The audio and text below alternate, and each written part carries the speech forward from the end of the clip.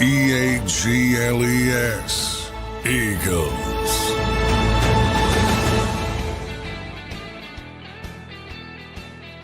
Welcome in, everybody, to a Football Friday edition of Birds 365 here on JAKIB Sports. I'm your host, Zander Krause. That's my co-host, John McMullen. We are live with you after one of the worst losses I've seen the Eagles take in a very long time. They lose 34-17 to the lowly New York Giants. Jackson Dart, Cam Scatabo, Brian Dable, and the rest of them ran all over the Philadelphia Eagles last night, played all over them, did whatever they wanted last night, dropped lowered shoulders. They did what they wanted. Johnny Mac, how you doing on this Football Friday, my friend? Yeah, I'm doing well, relatively well. After driving back, got back at about 4 a.m. So, but we're here. We'll get through it. Thank God Jeff Kerr's getting up to talk about he wants a vent. I'm sure some Phillies venting as well. A lot of ways, hey, I think the Phillies losing kind of takes some of the sting off the Eagles. And from that standpoint, I think they'll enjoy some of the shadow they occasionally, very, very rarely get. But yeah, when you talk about this era where they've started all the winning, this might be the worst loss. From the standpoint of, I'm trying to think, obviously they barely lost last year. And when they did, it was early in the season. And it was before they shifted gears to how they play now. And if you want to go back to 2023, obviously you have the 49ers loss, which sort of highlighted the deficiencies of that team.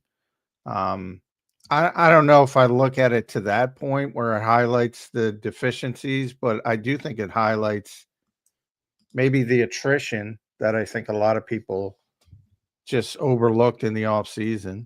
And you brought that up last night on the postgame show, the Temu offseason. Yeah. You don't replace guys.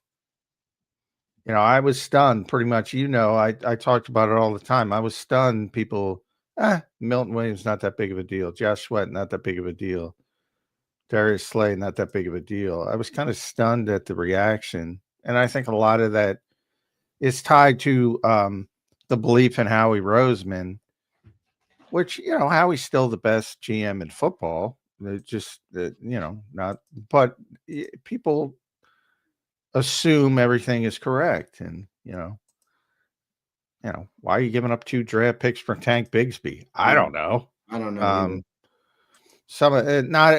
only point, I'm not picking on Tank. Well, I am kind of picking on Tank, but I only bring that up because the assumption that everything, what a move. No, not what a move. And some of these decisions to rely on whether it's Temu players or whether it's questionable trade pickups, etc., are not working out, at least to this point. No doubt about it, Johnny Mac. The Giants had their way every which way last night, offensively, defensively. I mean, the Eagles, look, I know you put it more on the defense, and I agree the defense was not good last night. Another second half of football, John, the offense doesn't score a point. I mean, the last time they scored in that game, one of our viewers brought it to my attention, and I knew but reminded me. The last time they scored in that game was the 4 straight tush pushes, which is basically knocking on the league door. Hey, ban this play, but I'll take the score here. They didn't score again. I mean, yeah. I don't know what is up with the streakiness of this entire team. It is the weirdest thing. I don't know if it's Super Bowl hangover. I don't know what you want to call it. I don't know what it is. Well, yeah, I mean, anytime you don't score against the Giants and, you were down in the red zone and they had been 14 of 15 in the red zone, you're like, well, they're going to score here and make it a game. And all of a sudden you got the near pick 6, which was just a poor throw. I mean, it was just it was an out and it was thrown inside and Jaylen Hurts after the game called it a bad ball. That's what it was. I mean, it was a bad ball. That turned that second half on its head when he missed that throw. 100%. Yeah, I mean, big turning point. They are human beings. It's not always going to be perfect. And that was a bad ball in a big situation. And it really essentially sealed the game. I mean, that was it from that standpoint. But sometimes these things happen. But I think overall, I did maybe the only one, but I did see some slight positives in the offense. I didn't see a lot of positives from the defense absent Jalen Carter. And then they lose Quinyon Mitchell, and it's like the whole world collapses. And that's a hamstring for a corner. You know, Yeah, and you said it on halftime show, John. If there was any thought he could come back, they would have been massaging it. He Yeah. immediately sat down. I don't know. I don't know. I'm not a doctor. I'm not going to insinuate, but that to me, just by reading the tea leaves, would say, yeah, it's too bad to come back today. We're not even going to take a look at it. And if it is that, you know, how long does that mean? A couple weeks? This week? Couple weeks at least. You know, if it's just a run of the mill hamstring, again, it's worse for a corner than some other positions, maybe offensive line or things like that. But you gotta be able to run at a high level, and if it's a full hamstring strain, I find it very hard to believe he's going to be back, even with the extra time this week, upcoming week. And you're that was against Wandell Robinson and little Jordan Humphrey with Adoree Jackson, Kaylee Ringo out there. Week 7, it's Justin Jefferson and Jordan Addison's back.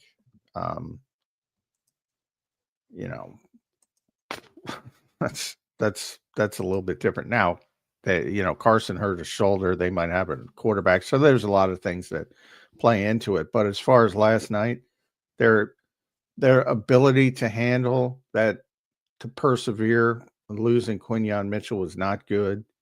To losing Jalen Carter, which pregame, but I think they knew they weren't going to play him. Not good. John, was that 4-0 start fraudulent? Well, it's looking a little bit. Yeah, they look more like the average NFL team than what they have been. Yeah, certainly. They look more like, if they play well, they'll win, on a week. And if they play poorly, they can get beat by anybody. They look more like a more NFL team. The thing that stands out to me is they're a negative, because it's now a decent sample size, and they're minus in the point differential, and they've been outgained yardage wise in all 6 games. That doesn't dominant teams. That doesn't happen to. That does not happen to. They are negative in every single game in net yards. Dominant teams do not play like that. Yeah, I mean, it's a problem. There's no doubt about it. Do they have to abandon this philosophy that they have on risk averse? I mean, John, yesterday, look, I'm not trying to crush on it, but I just saw it differently. They're down by 10 points. They get the ball inside their own 10 or wherever they got it, and they run 2 inside zones to Saquon Barkley. And I get it. You're like, they're risk averse. They're not going to push the ball there. If you're not going to push the ball there, down 10 going into the fourth quarter, when are you going to push the ball? The situational play calling, I don't understand. I don't understand what the philosophy is half the time. I really don't. I mean, that was such a weird sequence right there on offense that I just thought was so inept in terms of understanding the flow of the game right there. I mean, you had an opportunity there with Jackson Dart got knocked out of the game, who was shredding this team. They couldn't stop Jackson Dart for whatever reason. I don't know why. That to me is the bigger concern. Yeah. And Russell Wilson comes in, throws a worm burner. We get the ball back, and then they run 2 run plays and a check down. I'm like, at what point do we dump this risk-averse bullshit and get our great playmakers involved consistently? Do what you have to do to win games. I mean, be the bully again. If it's not working in the run game, go somewhere else. I feel like you can't.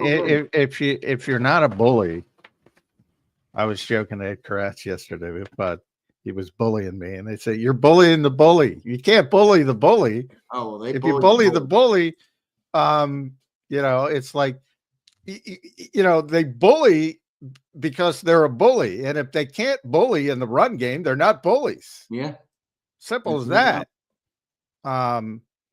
Is what I mean by that cryptic statement. But to your point of that was an ugly series, no doubt about it. But they are backed up at the 12.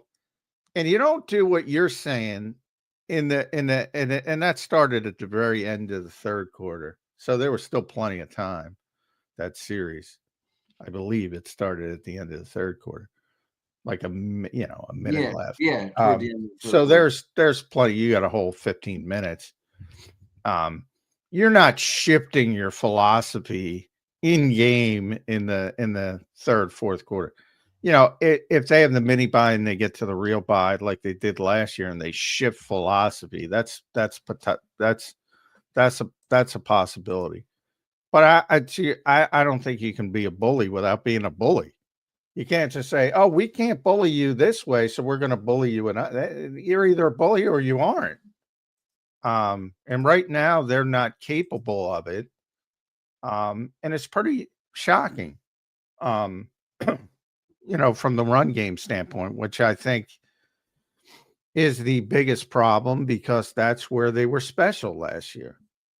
And they're not going to be special throwing the football. They're not. Why? Because they don't have a high volume quarterback.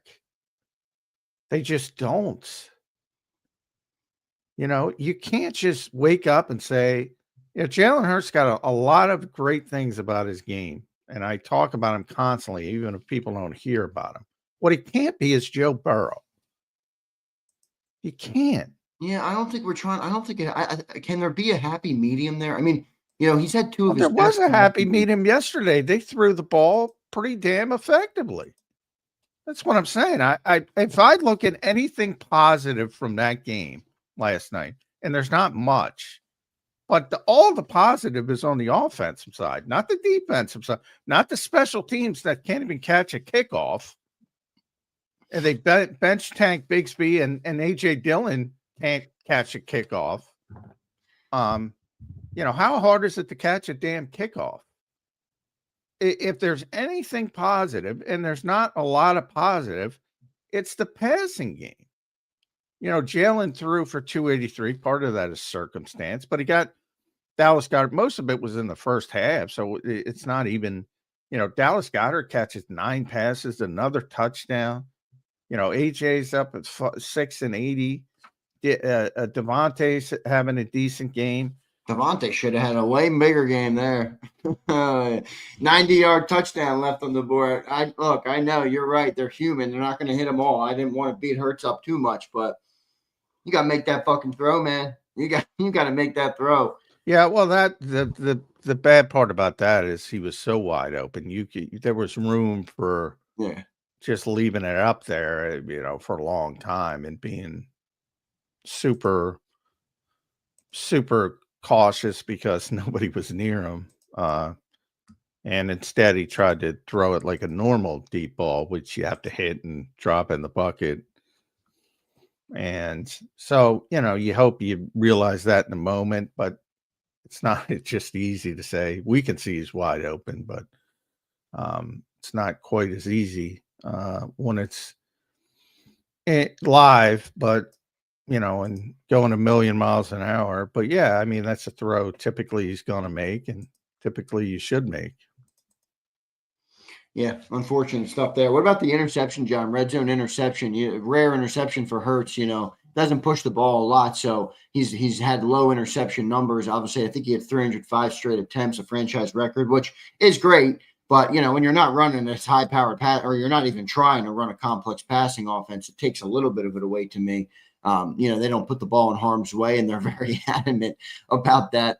Well, he put it in harm's way there, John. He had A.J. Brown running in the end zone wide open. I know I don't like to play that game either because you don't know what the progression read is. I get it, but I'm pretty sure the second read in that progression was A.J. Brown about 5 yards to the right of Jahan Dotson, who was walking into the end zone wide open, and Jalen he stared at Dotson, John. He stared at him from the minute the ball hit his fingers.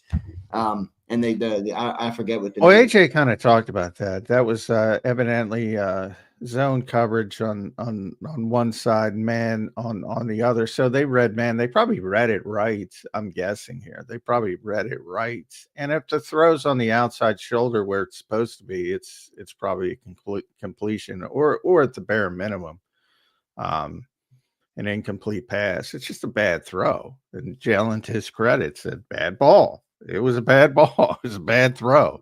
You don't throw an out inside and give the cornerback an opportunity.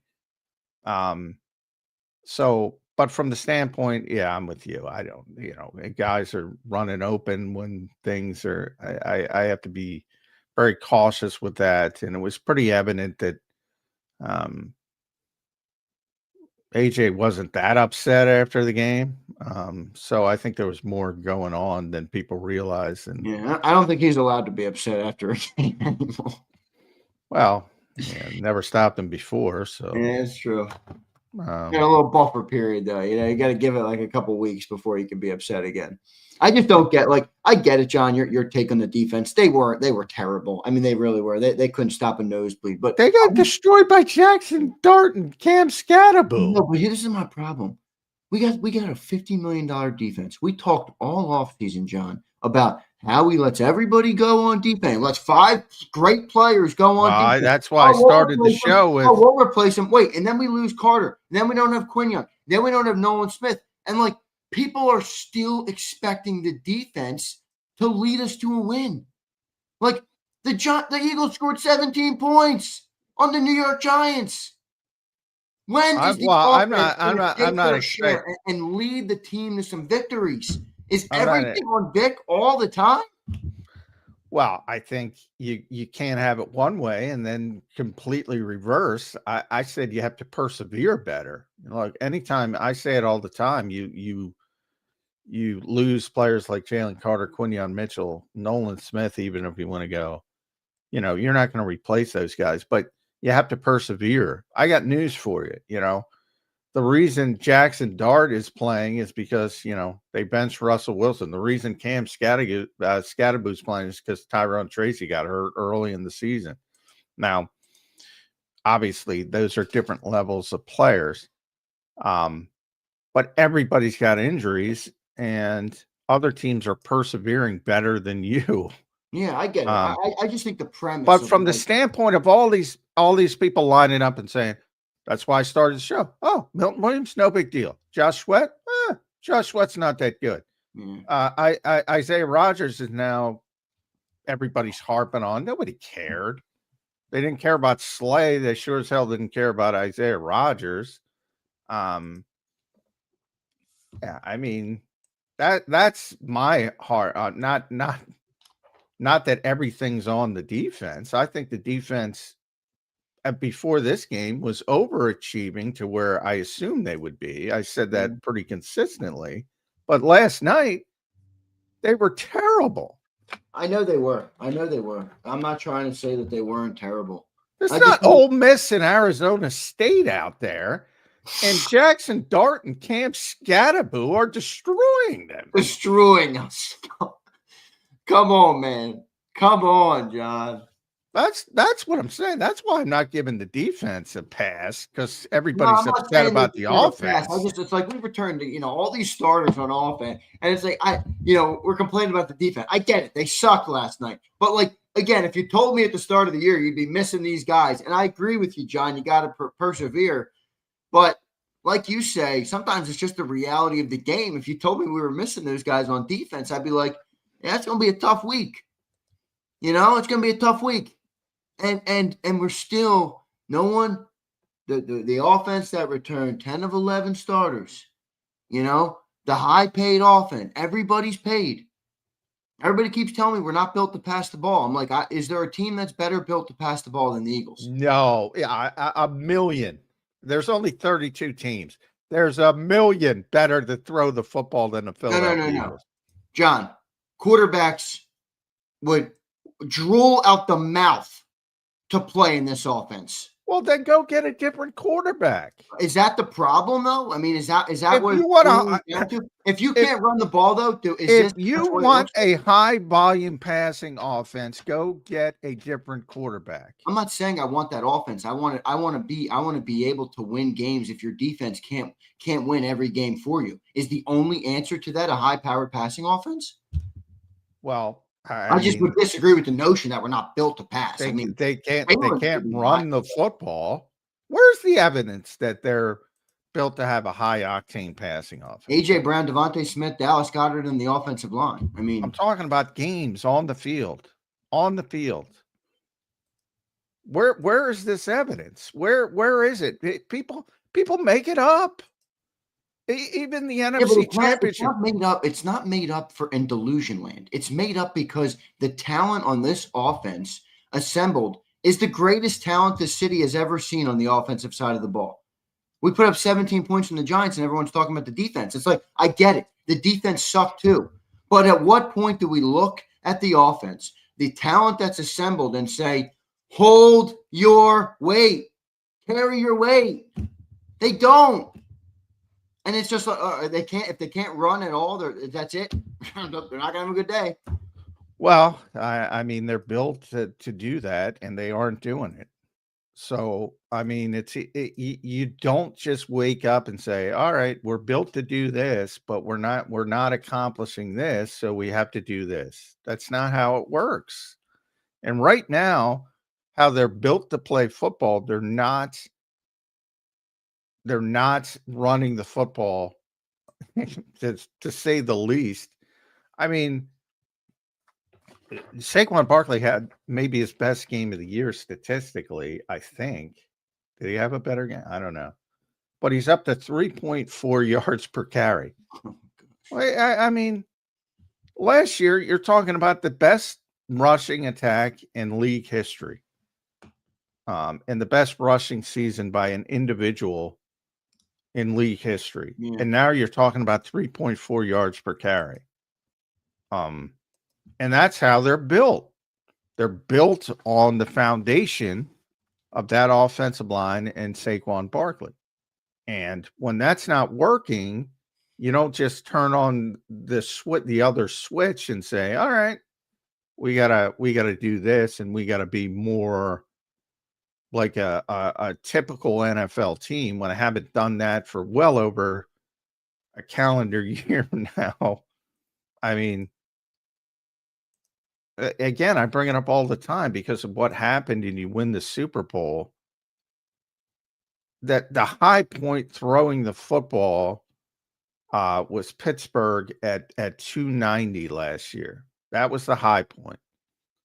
Well, last night they threw for, what was it, 283? I mean, yeah, that's. I mean, if we're only including last year, then yeah, I mean, that's what it looks like. But Saquon Barkley showed Well, up I'm last including year, since they shifted to how they play, which was last year, week 5. Right. And my premise is becoming now, it's time to shift off that. That is not working. Our offensive line is not the 2024 offensive line, everybody. I know we love it. It's gone. It's never coming back. You'll never see it again. Mekhi Becton's hurt in LA. Cam Jurgens had back surgery, and Landon Dickerson is out right now. The way they played football last year is not sustainable. All the offensive line is destroyed. Lane Johnson was talking about playing 3 years. Now he's like, this might be it for Lane. I mean, Well, that's true. So it's gone. So at what point do we look and say, all right, we got to adapt? I mean, again, we went to the Super Bowl in 22. Now, I know we ran the ball, but it wasn't the only way we could win a football game. Now, if we don't have a good run game, the offense is just, okay, 17 points. That's it. That's what we get. I don't get that. It doesn't compute in my damn head. Well, maybe they scale back in the mini bye week and maybe they start to shift how they play.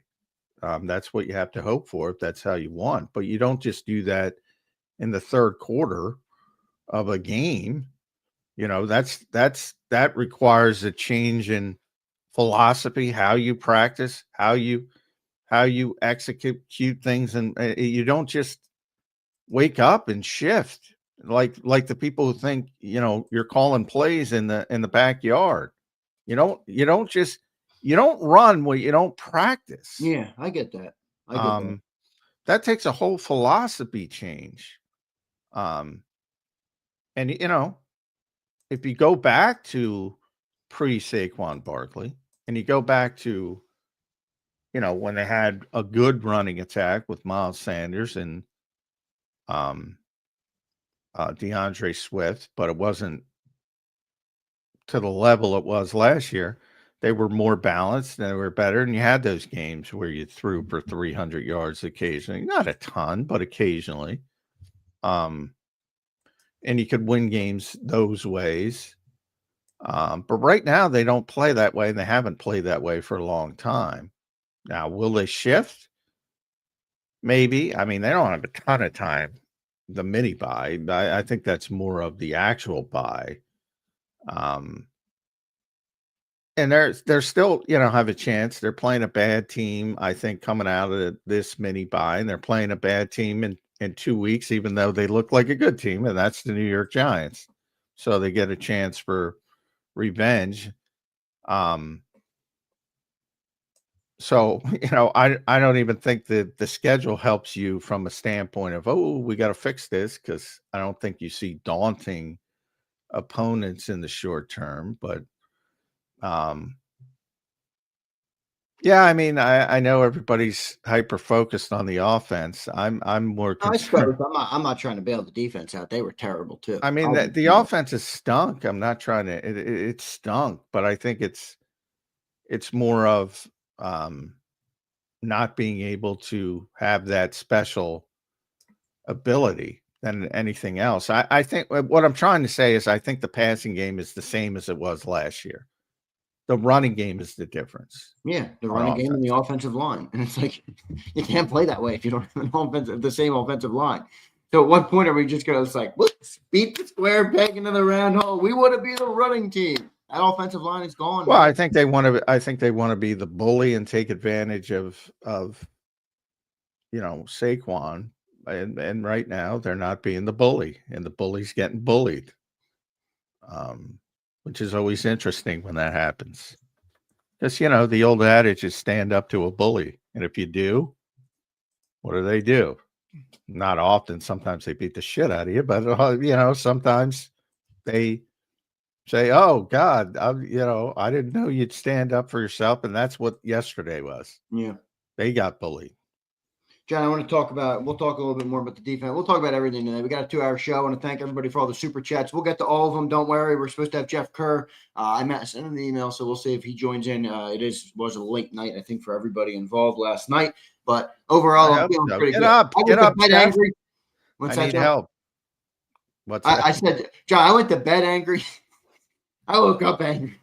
I had about 2.5 hours of sleep last night. I woke up pissed off. I'm like, what the fuck, man? But keep rolling on, John. I want to talk to you about something, and you kind of pushed back on me in the postgame show, which is fine. I'm not going to ask you to have the same opinion I do on it. But watching the game last night, one of the things that was, I think, most upsetting for the team was it really did look like they gave up, John, from the audience. Now I'm not going to force you to say they didn't have effort. I understand you don't like to talk about those things, but. Well, there was a lot of people who saw what I saw. Kirk Herbstreit with 6 minutes left on the game. John said the Eagles have given up. I mean, it was ugly. Did you not see any of that? What's your? I think there's I think there's different. I don't think that. I mean, when the game's clearly over, I mean, there's a human nature aspect to it. So I'm not talking about the last.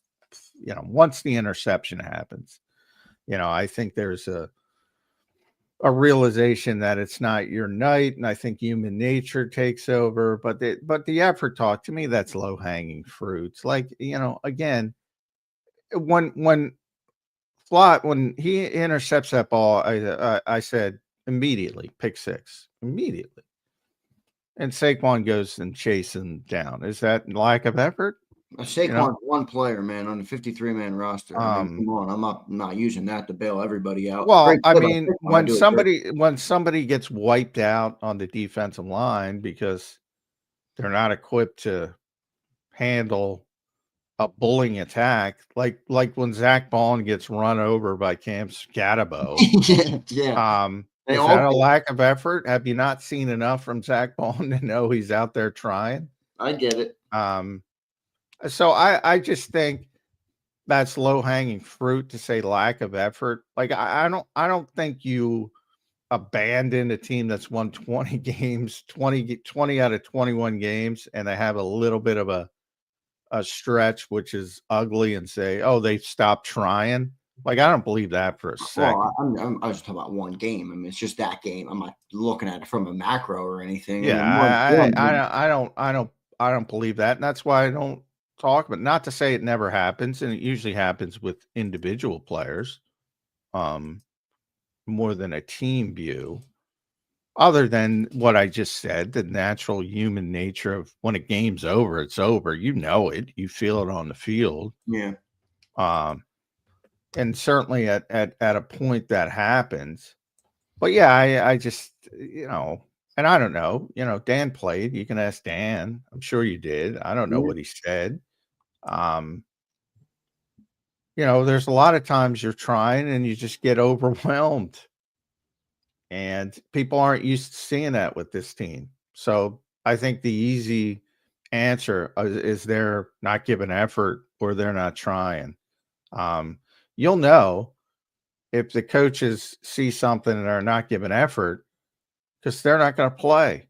And it's not, as an example with Tank Bigsby, not that he's not giving effort. He's just, you can't keep flubbing kickoffs and be out there as the kickoff returner. I mean, you'll see changes if guys aren't performing up to their level for whatever reason, whether it's that or it's effort or something else. You'll be able to tell.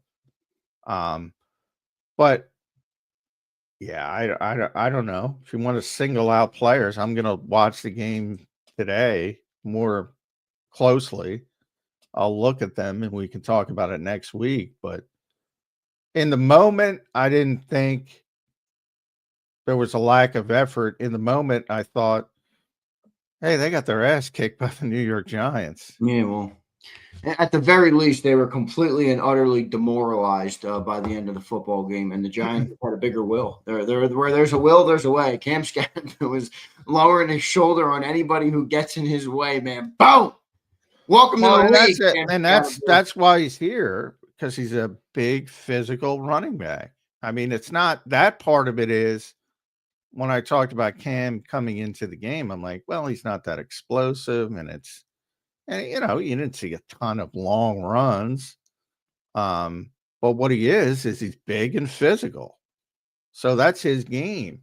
Yeah. And obviously he had a very, very good game, 3 touchdowns and they had so many third and shorts. Normally it's the Eagles with the tush push. They were getting third and ones with Cam Scatabo, and he said, all right, first down. They were all playing third and longs, though, John. I mean, Jackson Dart was out there 3rd and 8. I mean, like picking up first downs and left. I think they were 11 of 16. The Eagles were.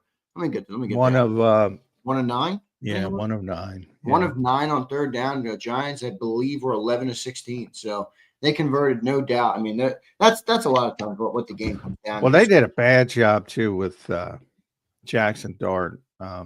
As far as I think they were surprised, and maybe that was the short week. They were surprised, I think, on field by how mobile he was. And they, I know Vic told them that because Vic told us that, but again, they're not practicing this week coming into the game, just a couple walkthroughs. And I think they were shocked by how mobile he was. I really do. Because early in the game, especially, he's extending on their first drive, their first offensive drive.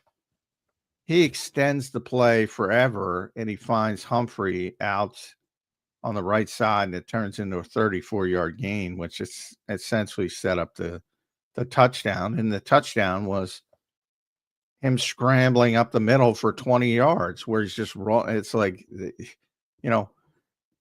maybe there should have been a spy. And certainly the adjustment should have been made from those early. He looked like Houdini on those plays. Just coming, you're like, all right, he's dead to rights, and then bang, he's out. The slowest fast run. He takes that thing to a new level, man. Yeah. So I think they were surprised. I do. I agree with that. There's no doubt. I'll Like, tell you just what, how- man. Jackson Dart deserves some credit though. He went in there unfazed, no fear, and just played ball. I mean, he really did not blink in that moment, and that screams competitor. So also got to tip your cap to those guys for the way that they played in the game as well. I do think they deserve a lot of credit. John, I want to talk about this, and it's not the only problem. I'm not saying it's the only problem. Now there's people, Jalen wants to blame it all on Jalen. No, I don't. It's like so weird how nobody can add context. I'm failing to see, John, what Kevin Patulo is adding to this team at all. Now, I understand it's a conversation that a lot of people go overboard on. I just don't see what he's added to the team. I don't see what he brings as an offensive mind to a team that pays $250 million to their offense. We're 31st ranked.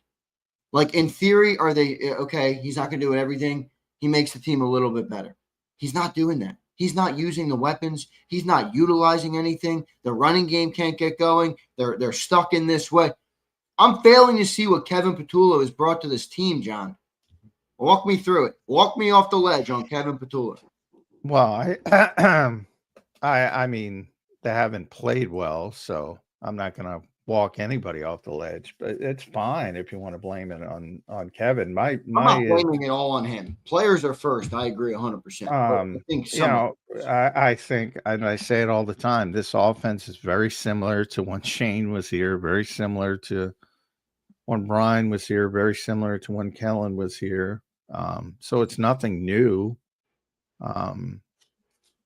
They just haven't been as effective doing what they do well, which is running the football, and that sets up everything else.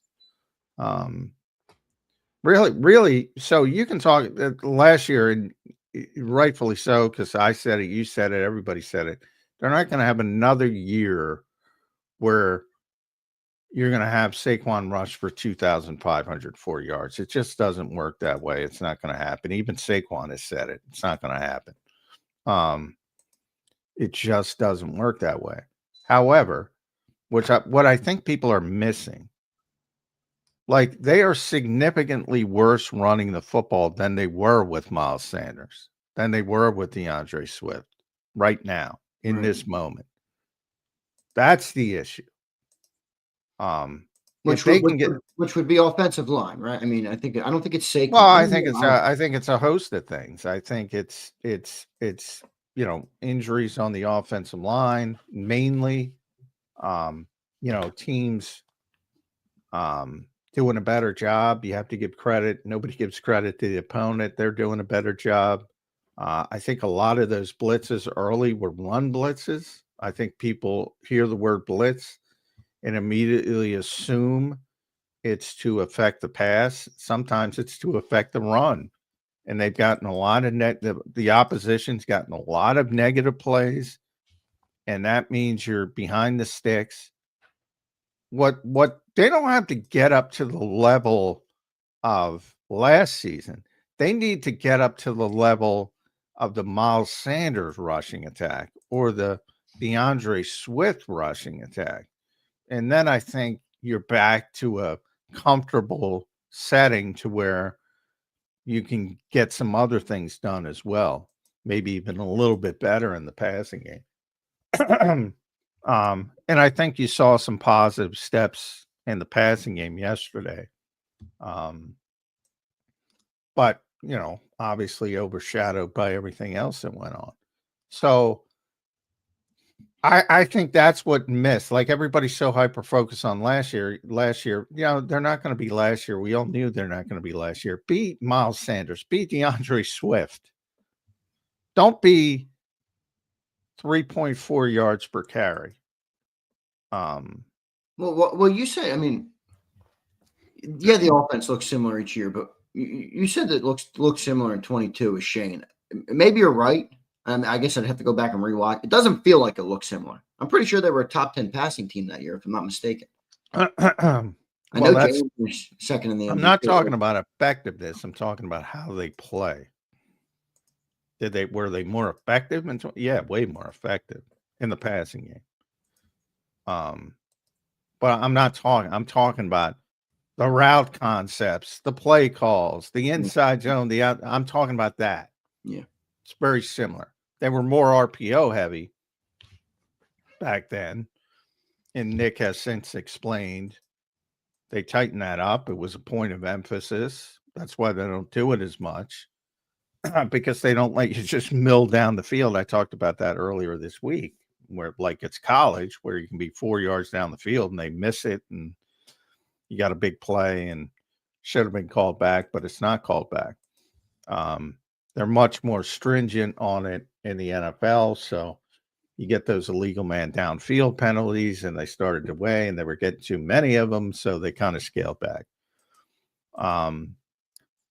But for the most part, it's very similar. So everybody, the route concepts suck. No, you're just, you're not having the effectiveness, or the route concepts have always sucked, which is possible. I mean, the whole thing about Kellen Moore, Kellen's the best example of this, because they brought in Kellen Moore at Jeffrey's demand. And boy, these post-game meetings with Jeffrey Lurie are going longer and longer when they lose these games, man. I mean, Nick wasn't out there for a long freaking time. So he's starting to get antsy. I can tell you that. Oh, you think he had post-game meeting? You're talking about right after the game with Jeffrey Lurie.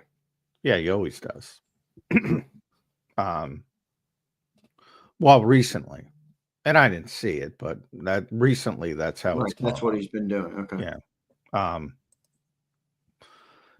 And then they meet during the week, of course, as well. So, I mean, talks about, by the way, AJ said, I don't know what meeting, but about the big, which was ludicrous. But anyway. Wait, you got to talk about that. What did you think of that? Well, it's silly. Everybody else admitted it. I think AJ didn't like the way it was leaked, and I'm not going to ask you to like reveal anything, but it was weird the way it was leaked, John. One reporter, Jimmy, got it, positive spin on it, and I'm thinking, okay, you have this 3-guy meeting. I don't think Saquon texted Jimmy. I don't think Jalen texted Jimmy. I don't think AJ texted Jimmy. Like I thought that was weird, but whatever. I digress on that. Well, yeah, I don't know how anybody could deem it as, obviously it's spin from the team, because when you deem it as positive, well, if it's a meeting between 3 players, how do you know it's positive? That's just right. To me, that's an obvious narrative from the team, somebody in the team. So anyway, but what was I saying? Oh, Kellen, like, they legitimately started last year trying to do some different things and trying to bring the Kellen Moore offense to Philadelphia, which was much more what people want, more motion, different route concepts, different things. And they, it didn't work. Or in their minds, it didn't work. I thought I've been pretty consistent. I thought it was unfair to Jalen, because I thought they were doing fine. But, they had the early bye week, and they said, no, we got to build this thing back around Jalen and his strengths. And they went back to what they went back to. And then it's very similar to Shane and Brian and now Kevin, which is really the Nick offense. That's why it's similar. The Nick offense built around Jalen Hurts, because Nick deserves credit in Indianapolis for building different offenses around different quarterbacks. Right. But he's building this offense around the strengths of Jalen Hurts, and that's what you should do. But that's why they tried for a very short time, I would argue, too short. And the reason they did is because they were forced to by Jeffrey to bring somebody from outside the building. You heard all you need new ideas. You need fresh ideas. Well, turns out they didn't. but they tried, and then they could go back and say, well, it's not working. Even though it might have been working, you didn't give it time to work. Who knows if it would have worked? But it is what it is. And Kellen, they win the Super Bowl. Kellen gets a head coaching job, and now he can go back, and I'm sure he's running his offense in New Orleans, and everybody's happy. He's got what's his name throwing the ball 40 times a game. Spencer Rattler. And he beat the New York Giants a week before the Eagles couldn't beat them. But I'm sure everybody is happy from that standpoint. But you know, they tried for a very short period of time and they gave up. But nobody cares because they won the Super Bowl. But they gave up. Let's make no mistake about it. So brutal start.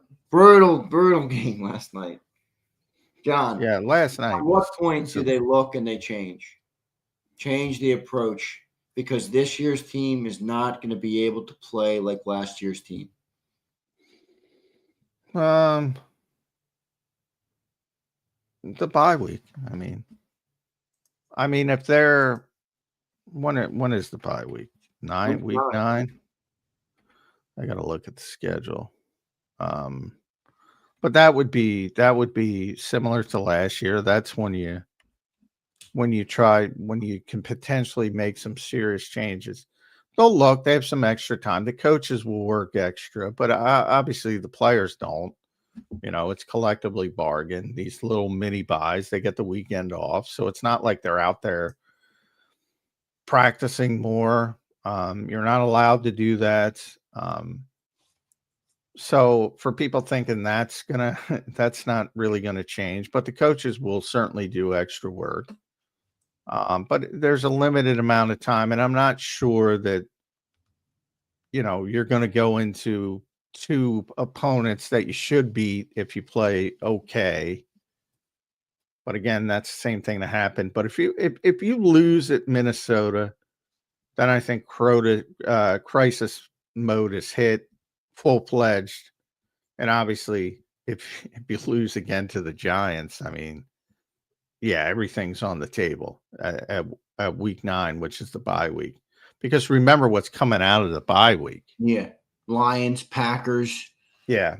Packers first, then Lions. And you're going to have to score some points, at least to beat the Lions. You might have to score some points to beat the Bears, for crying out loud, the way this defense looks right now. Yeah. The Dallas Cowboys, too. But I think Jalen Carter will be back next week. Yeah, that's true. Well, I tell you what, somebody tweeted me, they wouldn't be better with Carter. He wasn't good anyway. I'm like, dude, this defense, you don't see the difference in Jalen Carter. Come on. That's not, boy, he isn't. I think a lot of people expected a lot of things out of Jalen Carter and Defensive Player of the Year. But if you didn't see the difference without him, that's one of those where you can't help the people. So, yeah, he makes a big difference. There's no doubt he makes a huge difference. All right, John. And he'll be back out there next week. Yeah. Let's get to some super chats, see what the great people are saying. We got a lot of them. Everybody is fired up. We will take all of your comments. We appreciate everybody for being here. Hit that like button. All right, a Football Friday edition. I got to get Jeff Kerr up, man. Come on, Jeff Kerr. He might be cooked. The Birds move to 4-2. 4-2 for the Eagles. James Carver, $50. Thank you, James. Appreciate it, man. He says, I repeatedly banged the table all 24 in offseason. Sweat, Rodgers, and Burks, and then Gardner Johnson should have been kept. Now Howie's moves are further questionable because he let Jacksonville pick swap for a Newsome and a 7th with the Browns. I don't know what CJ did, but on the field he won, and Ward is needed. Yeah, well, Ward I don't think is coming, James. And by the way, that's I talked about Jackson Dart extending plays. I think it was that Humphrey 35-yard catch. That was a brutal tackle attempt by Drew Makuba. Brutal. Bad.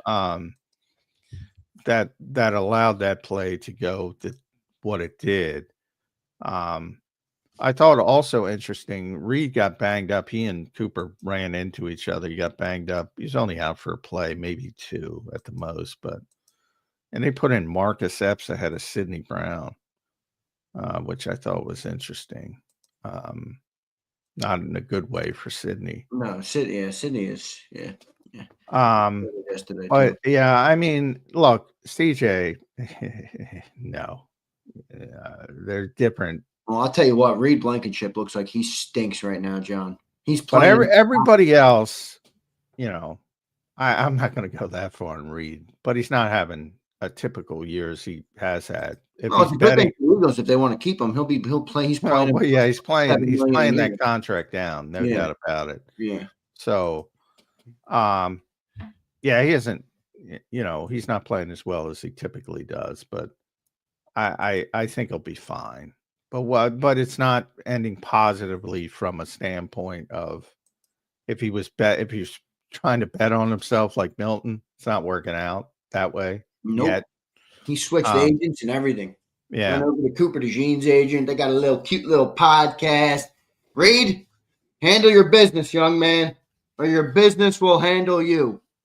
Come on, man. So, that's what Makuba's, he's a second round rookie. He's the 64th pick. He's not the 6th pick. There's going to be growing pains. I think you've seen a lot of positives. Some of the negative is what you saw. I mean, he's not the best tackler in the world. And so that's going to be an issue. But you can't bring CJ back. No, I'm not going down that road. But I will say that these losses they mean a lot. I mean, clearly. Yeah, I mean, but from the standpoint of you can't pay Milton Williams what he got paid on the open market. Could you pay Josh Sweat? Maybe that's the one you should focus on. Maybe nice 2-year deal. Obviously, at his age, you're not going to go 4, but they probably should have tried to bring Josh back, I would say. Isaiah Rodgers, that was clearly a misevaluation by the Eagles. Yeah, I mean, look, he's played well on a bad team. Would he be better than what Ringo is? Because let's be real. Yes, he would. He would. I'm not saying that, but I mean, the Eagles did try to sign him. I know that for a fact. He wanted a chance to be a starter, and they saw him in the role that they liked in the role. Well, they might have been wrong. And ultimately, and they might have been wrong, but if he was here, he would have gotten the opportunity to start, and he probably would be the starter, and everything would be fine. But his mentality was, I want to be declared the starter. I want to be the starter. And they weren't willing to go that far, which I don't blame them for that. So I do think people say, well, they wanted him. They tried to sign him. And in fact, somebody said in the organization, when it came to Isaiah Rodgers, ask his agent, because they tried to sign him. I mean, look, I don't want to live there. The defense is not in good shape. Let me rattle through some of these supers before we get to Jeff Kerr. I got to get to the people. Vulnerable says, I told you and John the Giants were feeling themselves, and you both laughed at me. Sorry, Vulnerable, you were right. How are they feeling? Come on, Vulnerable. How are they feeling themselves after losing to the New Orleans Saints? That's called, hindsight. Everything's 2020 in hindsight. You don't lose to the worst team in football and come in on a short week feeling yourself. Now, I'll tell you what, John, it didn't get to them because they were playing with some swagger last night. I'm just saying there's no, feeling themselves. He says, I have lots of thoughts around that. Mostly just this. Can't win them all. Terrible loss. The culture looks sour. Then he follows up and says, Landon needs to sit. You made your decision of playing weeks 1 through 4. Start stronger against better teams. You can't play him now because you need a win. You find ways to win without him. Well, I agree. Landon's, they didn't play because he sprained his ankle. That's why he didn't play. Whatever the expectation, though, for the offensive line as it relates to what it was last year, you might as well just flush it down the toilet. It ain't coming. I'm telling you right now, it ain't coming. Yeah, well, I'm similar to Saquon. I didn't expect them to have an historic season, but I expected them to be better than they have been. I think there's a wide range of disparity between those two things. They should be playing better, but no, I didn't expect them to play at the level of last season's offensive line. Yeah. But I expect them to play a heck of a lot better than they have. Good stuff there. Let's go to Jeff Kerr. I'll get to all super chats, guys. We'll get Kerr off around 45-ish, and then we'll close up the show with all the super chats. Appreciate everybody for being here. Hit the like button. Birds moved to 4-2. Giants moved to 2-4. And if they didn't have swagger before that game or weren't feeling themselves before that game, I think they're feeling themselves now. Maybe yeah, they are. Not before the game. All right, let's go to Jeff Kerr. Let's bring him on. Jeff, welcome into the Football Friday edition of Birds 365. Jeff, this is a rare one here, my friend. I don't even know what to make it. I don't even know how to intro you, Jeff. We got beaten our ass beat by the New York Football Giants last night. Yeah, with all due respect, I probably could care less about any sporting event for the next 6 months. So, wow. And you guys, it's a bad night for Philadelphia. It's a really bad night, and I'm. It's funny because I'm watching the Phillies on one TV and I'm watching the Eagles on the other, and I'm just watching Jackson Dart just kick the living you-know-what out of the Eagles. Oh, my goodness. While the Phillies, whatever you want to call it, was happening. So, yeah, it sucks. And I had to log off the socials last night. I can't take stupidity, and I can't take overreactions. And it's funny because I write an overreactions column for all the primetime games. Oh, well, what's the truth then, Jet? Like, what did you see from when it comes to the Eagles? We'll talk about the Phillies a little bit later. I'll tell you who I'm going to blame. Howie Roseman. This is Howie Roseman's disaster. Oh, we're getting Howie. I like that. Howie. When you have a Timo offseason, this is exactly what you paid for. Yeah, then no wonder they were mad at John for saying that Timo offseason. Yeah, you're damn right. Timo might be generous. That thing is the Dollar General. Yeah. Hey, Temu products actually work for a day. Yeah, right. I've never bought anything from Temu. Neither have I. So Can't say I have, folks. You know what you get when you buy Temu? A spammed computer. Yeah, well, they owe us a couple G's at least, I think, from free. Yeah, we're giving them free pub right. Yeah. I dubbed it. I like that. I stand by it. I think that's what it was, and it is shaping out that way. It's interesting. Baldy just put up a quick thing about mirrored routes. Make a pre-snap decision, pick a side, and fire away. He put up a clip where both AJ and Devontae are open in a quick throw. And again, this is a point that I brought up. The ball has got to come out, man. Devontae's more open than AJ. They had sort of mirrored routes on both sides, and they're both open, and the ball's not coming out. That's a big problem as well. It's a very big problem.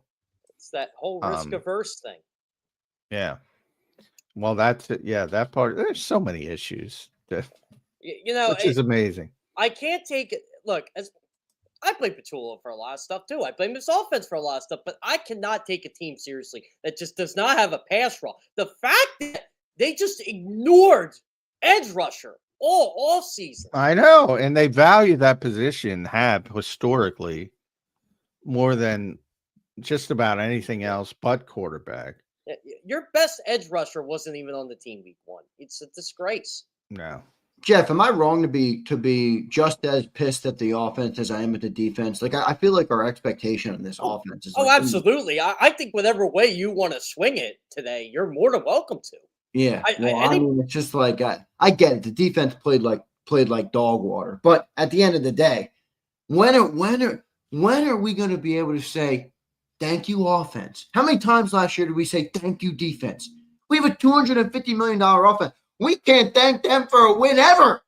They don't carry the weight ever. They put up 17 points in the Giants. They had another second half with 0 points. 3 straight games, right? Am I correct on that? No, that was wrong. Jeff and I both got that wrong. But they haven't been good in the second half. So I'll take the hit for that. But they haven't been good in the second half. And they were terrible yesterday in the second half offensively. Now the interception, obviously, that was a good drive. They were down, and that's been this Eagles offense. They're 3 and out, or they're efficient, and that was, you're saying, all right, they got a first down, and they're being efficient, and they're moving down the field. You think they're going to get back in the game, and then bang, throws an out on the inside shoulder. It's going the other way, and that's pretty much the game. Which again, I talk about this risk averse philosophy and playing on the edge and playing close games, and you're always in a fight, and then the ball doesn't go the way you expected, and the whole game is gone. So people shouldn't be surprised by this. But where I differ with a lot of people, and I certainly know I differ with Zander on this, and Mike Gill is the one who brought it up to me about 2 weeks ago, and I started to say, we got to stop comparing this offense to great offenses. There's no evidence that it's that. It's mediocre. It's never been that. But I think people look at the parts, and the sum of the parts has never been greater than the parts. All right, so the parts are great. Are the individuals not as good as we think they are? When I say A.J. Brown, top 3 receiver, Devontae Smith, a top 10 receiver, Dallas Goedert, a top 5 tight end, offensive line, normally a top 3 offensive line. Is it the individuals that make up? A little bit. A.J. has been top 5. Devontae's never been a top 10 receiver in the NFL. Never. Talent-wise, you could maybe make the argument. Production. Never. Dallas one time may have been in the conversation to be top 5. Dallas is he's coming off a great game. He's having a hell of a year, but he's not top 5 tight end in the NFL any longer, if he ever was. And the offensive line is typically the best or second best at worst. And they're a little bit down from that, which leaves the quarterback. And the quarterbacks, where everybody got so upset, that's probably where the quarterback is. 10, 8 on a good year, maybe 12 on a bad year. If you can't get Devontae Smith and A.J. Brown involved more than we have, you're not 10. Sorry.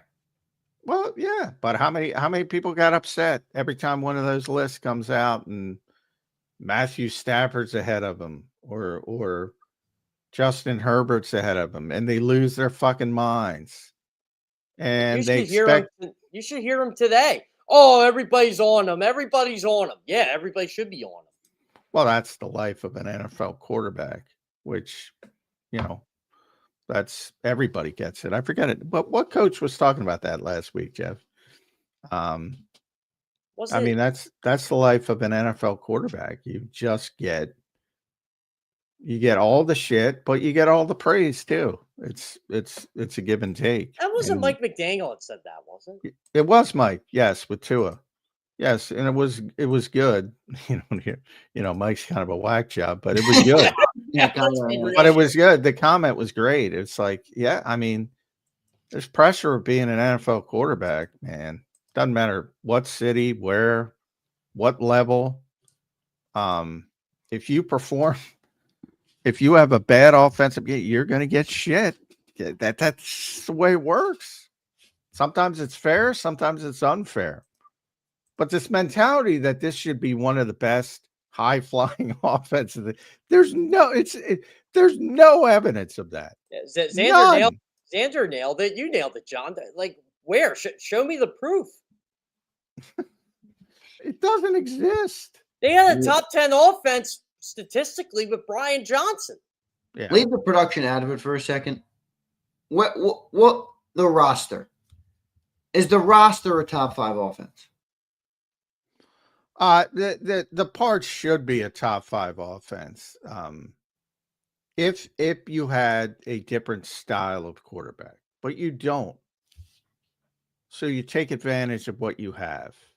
I really do think the issue right now is teams figured out how to stop their version of the running game, the +1, put 8 in the box.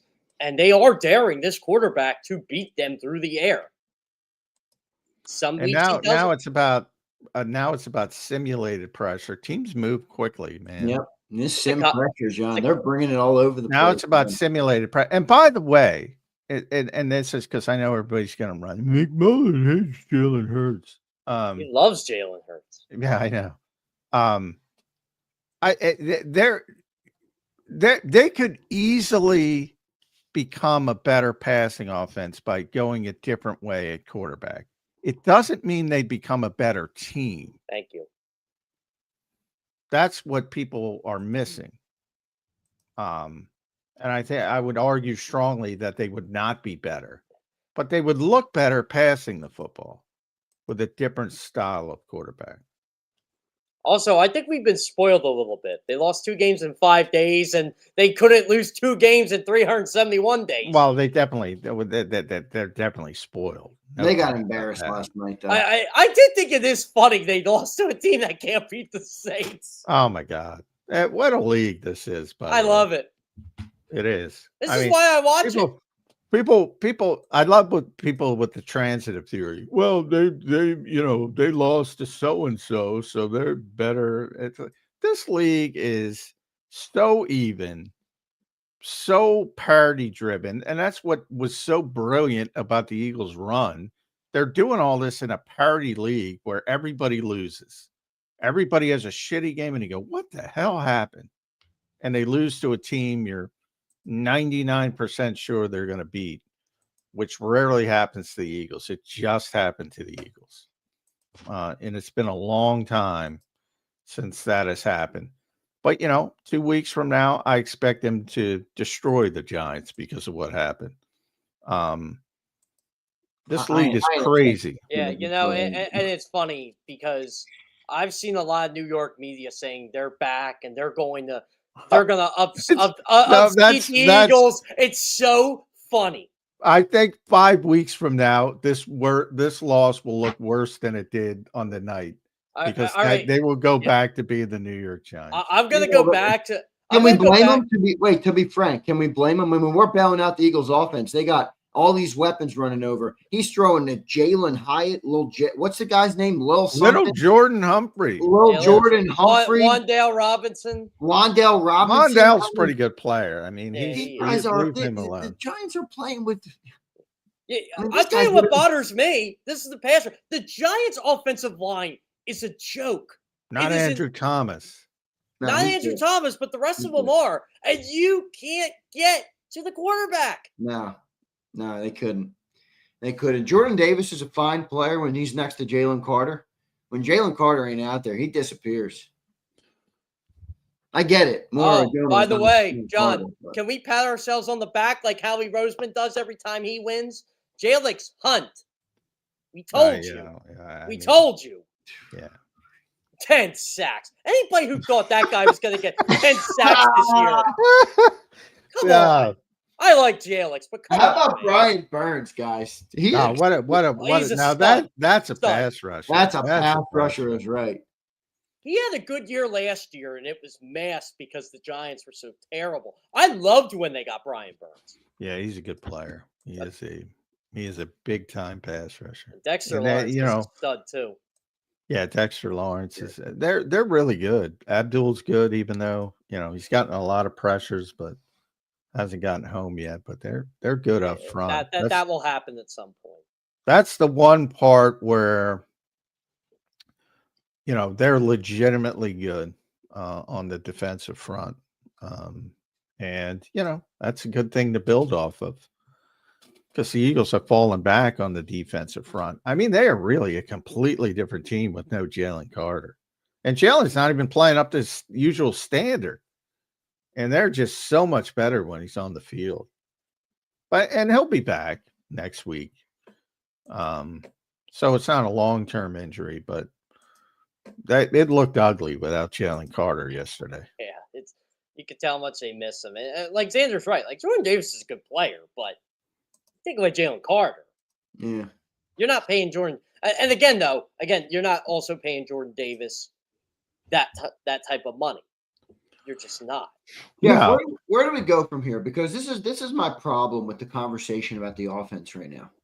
The 2024 offensive line is gone, and it's never coming back. In fact, Cam Jurgens might never be the same player after that season with the back surgery. Landon Dickerson, I have seen nothing to believe that he's all of a sudden just going to be healthy at some point this year. Lane Johnson's closer to retirement than he's ever been. We thought maybe 2-3 years. I think it could be this year, could be it. Jordan Mailata is not the same player. Tyler Steen, as okay as he's been, he certainly doesn't bring you what Mekhi Becton brought. You don't have that offensive line last year. Yeah, so I agree, do you Zander. go from here? What are we trying to be on offense? Because I understand they're trying to be this running team or this risk-averse team or this Jalen Hurts offense. Doesn't work without a no line, dude. It doesn't work without a no line. Draft and develop. You got to draft and develop players, especially in the offensive line. They show me they really can't do this on the defensive line. Like, Nolan Smith's a fine player, but he's not here right now. And remember when people didn't want to trade Nolan Smith for Myles Garrett? Yeah, I know. Oh, by the way, I said it for 5 months. Trade for Trey Hendrickson. I don't care if he can't stop the run. You can't get to the quarterback. I love when Zander brings up some of these. I do too. This is why I like Zander. Because Zander just has all those receipts stored and filed. I need Zander to do my taxes. Yeah, right. Oh, please don't put that on my plate. Yeah, Jeff, I thought this was an ugly one, my man. This was an ugly one. Oh, Jeff, let me ask you this, because John didn't take the bait on this, which is fine. But I do want to get your. Did you watch from home, Jeff? Yeah, I did. Yeah. Okay, so you watched from which is good for this conversation. I was upset on the postgame show, Jeff, not because the team lost, but it looked to me like they gave up in the game. It did. Now, I'm not going to ask you to go there, but I want you to give me your perspective. No, it had that feeling. It really did. When you were looking at and again, you hear Kirk Herbstreit, Jeff, with 6 minutes to go in the game. Oh, yeah. Herbstreit. I mean, he's called thousands of football games. He's like, this Eagles team is they're out. You know what? By the way, I forgot to. I meant to. Boy, I wish I would have met Kirk's dog. Oh yeah, he brings his dog to every game. Yeah. Yeah. I didn't even think that he was there. I didn't even think about it. But That's why I was kind of bummed I didn't go last night. I wanted to see Kirk's dog. I know a couple people on that. John distracted us with the dog. What's the response to the question, Jeff? You know what's it? This is the point I was trying to make. You know when I noticed it? When Jalen threw the pick and I saw AJ's reaction. Yeah. I didn't see that. Well, what was the reaction? He kind of looked like he gave up. He was open. He was open. Yeah, he was open. But I don't think the progression was. I think he went right with the progression. It was just a bad ball. That's what he described it as. And by the way, I want to know. You know what I want to know right now with this football team? Was there a meeting between AJ Brown, Jaylen Hurts, and Saquon Barkley or not? Because it doesn't seem like there actually was. By the way, AJ, yeah, I think AJ's just trying to defuse. Yeah, I think he was being. By the way, I'm looking at somebody put up the clip of the overthrow on the deep ball to Devontae. It is the same damn thing. His head goes up and he slows down. Now it's a bad throw, but I'm just proving that it's not all Jalen. Well, that one, because there was so much space, he could have just laid it up there, and nobody was. It's probably not a touchdown if you underthrow it. They'll catch up and it won't be a touchdown, but you got a big play. So that's completely on Jalen because he's so wide open. But I'm just to all those. The minute his head goes up, trying to track the football, he slows down because he's a human being. I mean, that was an egregious. I'm telling you guys, and you guys know this. This ain't Madden. They're not computers. They're humans. No, I get it. They have errors. I just watched a guy who knows to throw the ball to first base last night. Didn't do it. Oh my God! That's your guy.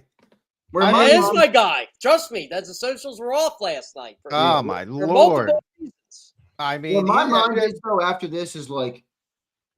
Can this team win if they don't have this perfect setup that they had last year where they had the best running game in football and the best defense in football?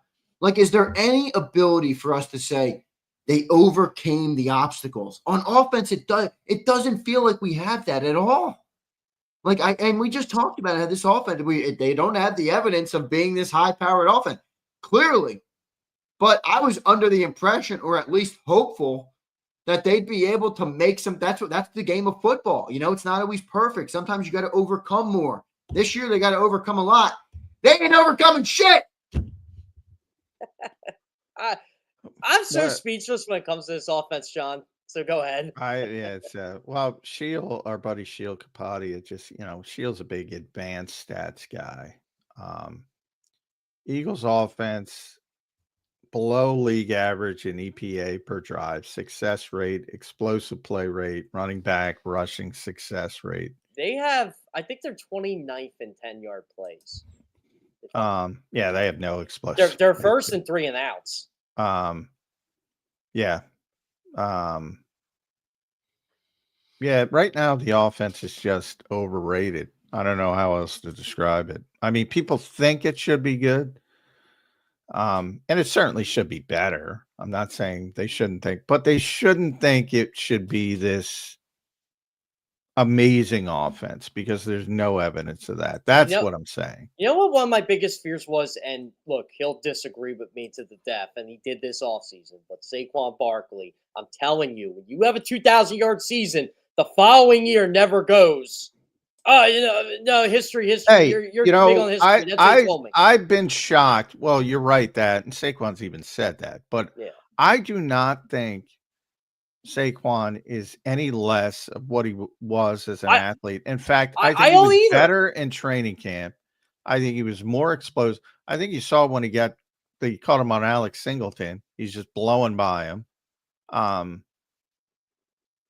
He's still the same guy, in my opinion. I just think things change. I think the physicality took more out of the offensive line than it took out of Saquon. 100%. Look, I just brought it up to you, John, earlier in the show. Mekhi Becton is hurt in L.A. Cam Jurgens coming off of back surgery. I hope Cam can get back to what he was, but back surgeries are tough, man. That back surgery. You know what, Zander? He'll get back to what he was next year. You think so? Yes. I know. Look, you need a whole year. And they had such a short offseason to begin. That's why I think Landon's having the issues he's having. I think it takes a toll. I mean, no doubt. And offensive line. I said at the start of the show, take the offensive line and just put it in your history book. The thing ain't coming back. It's got dust on top of it. It ain't coming back. And I'll tell you what, I remember the days when Barrett Brooks and Joe Panos were on this offensive line. It was not pretty. Yeah, it's still, comparatively speaking, it's still pretty good. So sorry, Barrett, if you're listening, I apologize. Yeah, I mean, and by the way, your boy, I got to get one Phillies thing in there. I mean, JT Real Muta is pointing. Come on. I know. I was waiting to talk to Phillies because I know we're going to tangent on it. I was on the halftime show, Jeff, when that happened, and people are in the chat erupting about it. And I'm like, what happened? What happened? I get off and I watch that play, and I'm just like, are you fucking kidding me? I'm telling you guys, I take this advice very, very personally. But when everybody tells me, think before you press send, I had to do that a lot last night because there were a couple things I wanted to say that would not benefit anybody. Well, they'll benefit the Birds 365 audience, I think. Mm-hmm. Well, let's just I mean, look, that's a high stress situation, high leverage situation. But boy, I just don't like how bad for Kirkering, man. I do. I just don't like the whole cut him, get rid of him. He doesn't deserve to be back. DMing him, like, come on, man. People are scumbags who do that kind of stuff. Like, poor Donnie Moore. Look up the story of Donnie Moore. People who do that are scumbags. At the end of the day, it's just a game. But and the other thing, in football, to say it's never one play. In baseball, it's like, well, what was that? The 11th inning? How far did they go? The 11th inning. 11th inning. You could always hit in the 3rd inning or 4th inning. Yeah, the showman can have an RBI in the series. Yeah, I mean, it obviously neither team hit, and the pitchers deserve credit for that. But I agree with you all. People DMing them and wishing him death, and those people are scumbags. Yeah, Sports. There are some Phillies fans that are really viral for multiple reasons, whether they're super fans or whatever, and they're around the same age as him. He handles it so much better than you did, and you're not even in the situation. So shut up. Is Topper done? Is Topper done?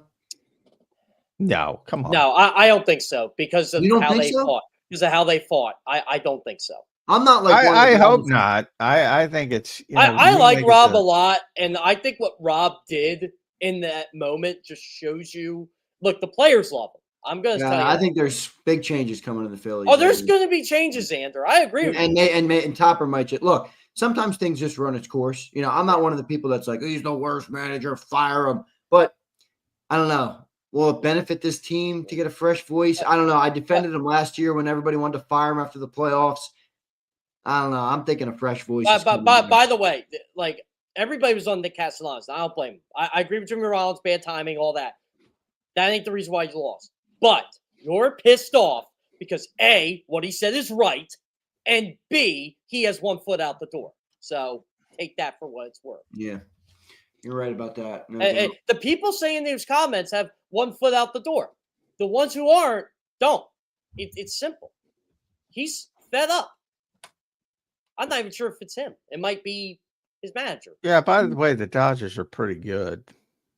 I'll say. Oh, the Dodgers are really good. Oh, by the way, their starters who did not pitch in the playoffs pitched in their bullpen. That's how they fix their bullpen. Yeah. Yeah. And that was their one issue. I mean, the Dodgers are the best team in baseball, but because they didn't have the best record in baseball, people a lot of guys hurt this year. And that's just a bad draw. But and they fought, and they scored more runs than the Dodgers. The Dodgers weren't hitting either. Didn't they score more runs than the series? They scored more runs than the Dodgers. And you know what? My dad texted me last night and said this felt like the 1978 NLCS. And I said, yeah, didn't the Dodgers win on a walk-off in that too? And he said, yep, in the bad. Just like, not as bad as last night, but he said it was kind of similar. By the way, in the Flott, I'm looking at the Flott interception to get it back to football. Yeah, my boy Flott. He's out here making a name for himself on that sucker. I never heard that name. If Saquon didn't have the angle on him, Jalen might have chased him down. So to the given up standpoint, to the point of those people want to say, oh, they're not trying. I mean, those guys are busting their ass trying to. By the way, John, you were in the locker room. What did you make of Lane's comments in the moment? Well, Lane is very he hasn't spoken a lot this year. So when he speaks, sort of like E.F. Hutton, everybody's listening. So yeah, I mean, anytime Lane speaks nowadays, it's a big deal. So, and obviously he said some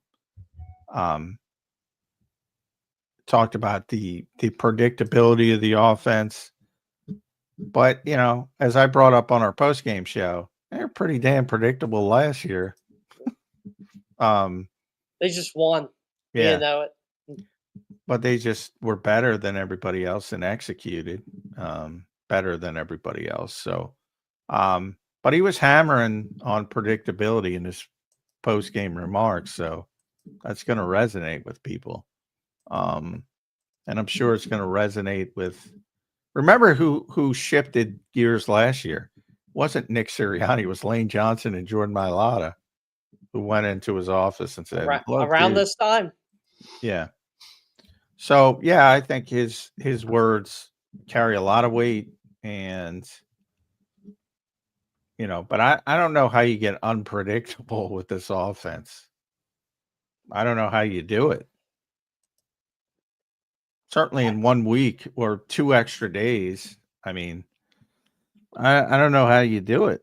Well, with that, this is the problem. I mean, this is the scary part about this team. I know people don't want to sound the alarm, and I get it. It's one loss. You're not going to sell the season or anything. But, last year we had this 31st ranked passing offense, and we were able to prevail and win most of our games because we had the defense, because we had the running game. Defense, not the same. Running game, not the same. Passing game remains at 31.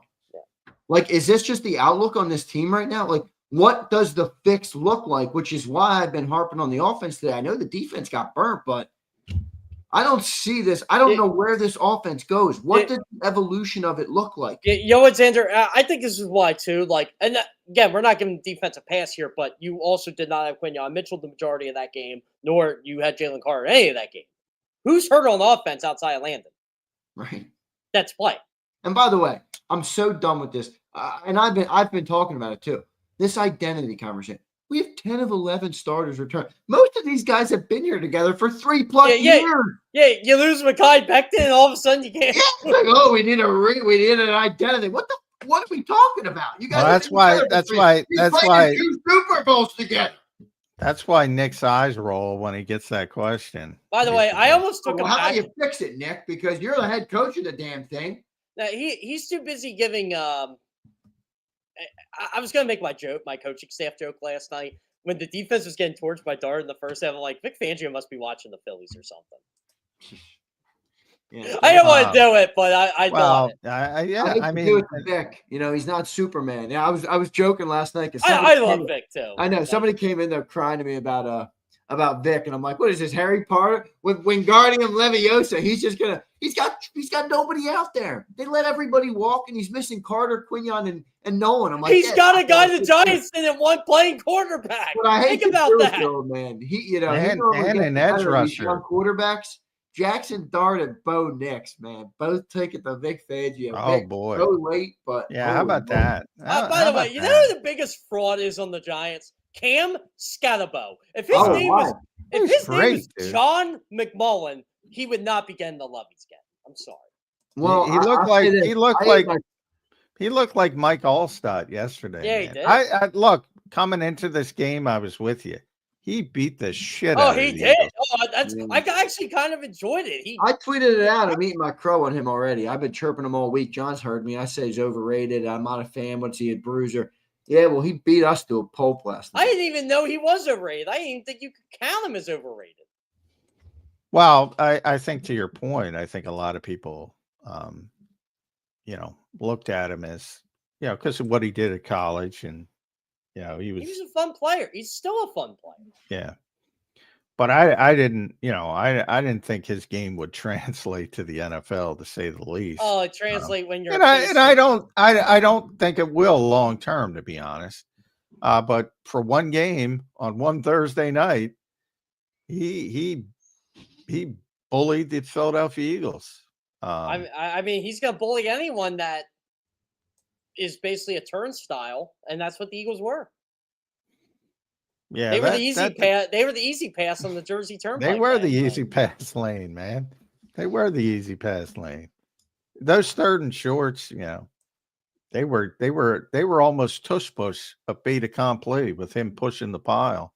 By the way, John, four straight tush pushes. Yeah, that was an ugly sequence. I was kind of. By the way, it looks even worse because that was the last time they scored in the game. The last time I know. Yeah, that was the last time they scored. In the first half, and on 4 straight tush pushes. The league office is looking at that like, yeah, we're getting rid of that one. You know what the league office should say? Now we're going to keep it because their offense stinks, and that's the only thing they got. That's all they got. That's what it looked like. It's all they got in that game. After the tush push, they didn't do shit. The Eagles, to the point why at one point of the game, and this is why I blame the defense for this game more than the offense.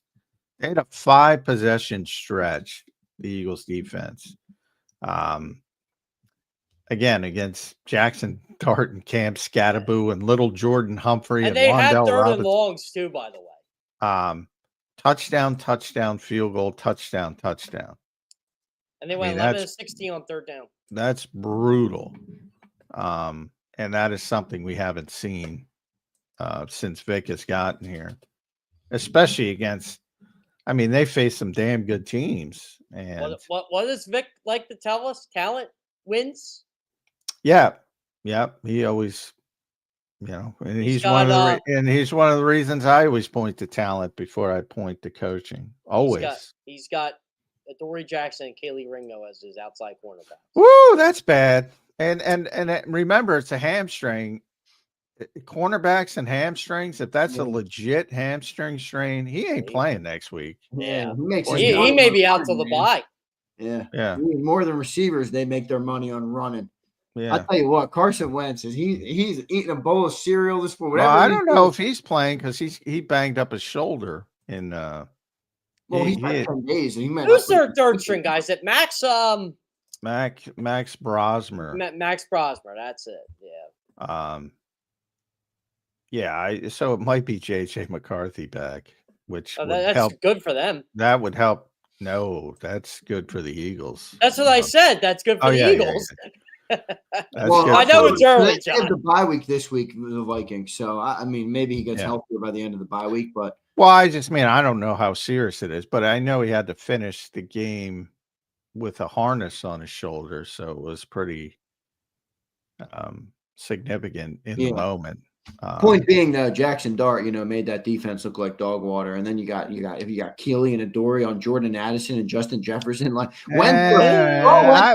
if Carson's playing, I think they might be in trouble, but not if JJ's playing. No, that's what I'm saying. If Carson plays, we're cooked. Yeah, they're cooked. I mean, Carson can throw the ball, but he can throw. I can hear CJ. Jackson Dart is moving that ball, John.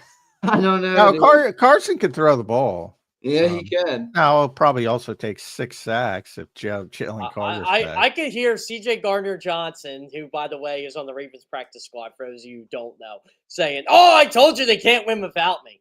Yeah. While he's trying to survive in the NFL. And Houston couldn't win with him. So, take CJ's words with a grain of salt. Yeah, he's not coming back. I did think it was interesting when Reed got banged up, they put Marcus Epps in front of Sidney Brown. Vic does not like Sidney Brown. No, he does not. No. And he got caught for another. That's a style thing, though, right? Sidney 15. Play coverage. Yeah, it's a style thing. But he's also, he's undisciplined. He took another penalty, 15-yarder. By the way, I feel vindicated today. I'm going to pat myself on the back like Howie Roseman does. Bryce Huff. Yeah, I told everybody he'd do well in San Fran because he's back with Scala. Yeah. System guy. He is doing well. I mean, some guys fit schemes and they don't fit other schemes. I think that's fair to say with how bad is Keely Ringo, guys?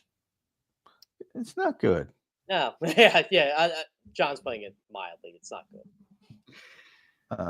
Good. And that's disappointment because he's got a lot of talent, but it's just not translating. Yeah, it doesn't translate. It pissed me off too. The guy's laying. A guy catches the ball. Keely's like, "Oh, guy's laying on the ground. He gets up. He got drafted 3 years ago, dude. It ain't college. Yeah, it's like the old saying goes. He was a 4th-round pick for a reason. Yeah. Unfortunate. I hear that way too much, by the way. with a lot of these athletes.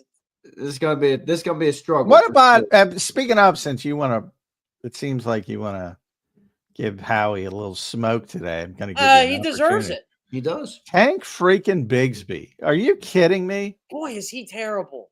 2 draft picks for that guy to fix the kick return game. He looks like he's one of the worst in the league at it. What did Howie do this offseason? Literally. Did they just tell him you can't spend money? Somebody was joking with me on the postgame show that beer that knocked him in the head. Yeah, it might have been it. I forgot all about knocked him in the head, man. He didn't know what he's doing now. I don't know. It doesn't look good. It does not look good. It ended the Howie Roseman dynasty. You know what else I think this team is lacking right now, or is a bigger miss than we anticipated? We talked all summer. This is a young defense, one of the youngest defenses in football. They could desperately use some veteran leadership, in my opinion, on both sides of the ball. Both sides of the ball. Honestly, I mean, it looks to me like they're devoid of that a little bit. Oh! By the way, before Jeff leaves, because I know we got to get to the super chats, but yeah, we got a bunch of them. I forgot. I brought it up on the pregame show, and I want your reaction because you were watching on TV. Freaking Brian Daboll screaming at a neurologist. Oh yeah. Which are you freaking kidding me? Are you NFL? that desperate to save your job? Dude, but even that's just you that was a bad look. Yeah. That was a bad look. And John, your point about the more I watch this stuff unfold after you've talked about the concussions on this show, what a shit what a show. sham it is. I'm It like, is does such a anybody sham. not recognize it? They Like can't. John Michael Schmitz gets in the protocol. I'm like, well, he's out. The Giants lost their, he's out. The quarterback, doesn't matter who it is, all of a sudden they're getting cleared. It's such a freaking sham. It's a joke. By the way, Brian Dable is probably feeling himself right now, but dude, you should not have a job. You suck as a coach. No, he shouldn't. He I said can't believe this guy is still coaching. I can't believe. By the way, after watching the Saquon documentary yesterday morning, Joe Shane shouldn't be anywhere near a front office. What an asshole! I'll tell you what, it ain't a good look. Saquon drops that doc on third. The day that game comes out, and then they get their ass handed to us. Oh, trust me. Like, well, I don't they've think been making their rounds at Saquon. That's not Saquon's decision. No, I know that. I'm just saying, John. You said something a couple weeks too. It's been ringing in my head.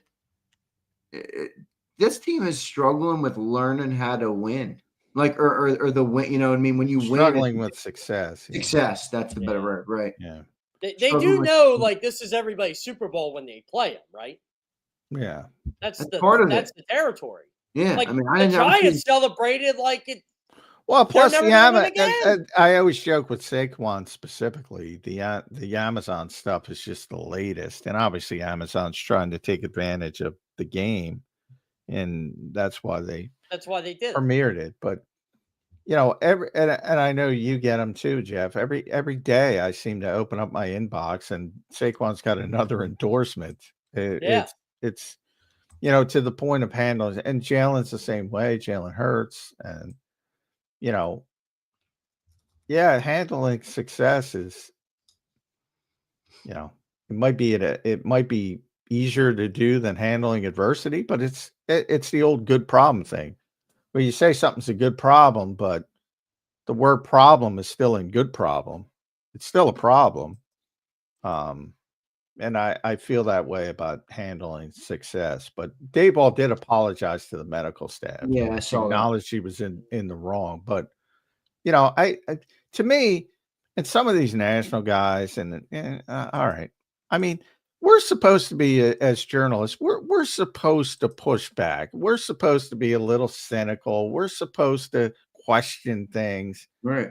This concussion protocol is a fraud.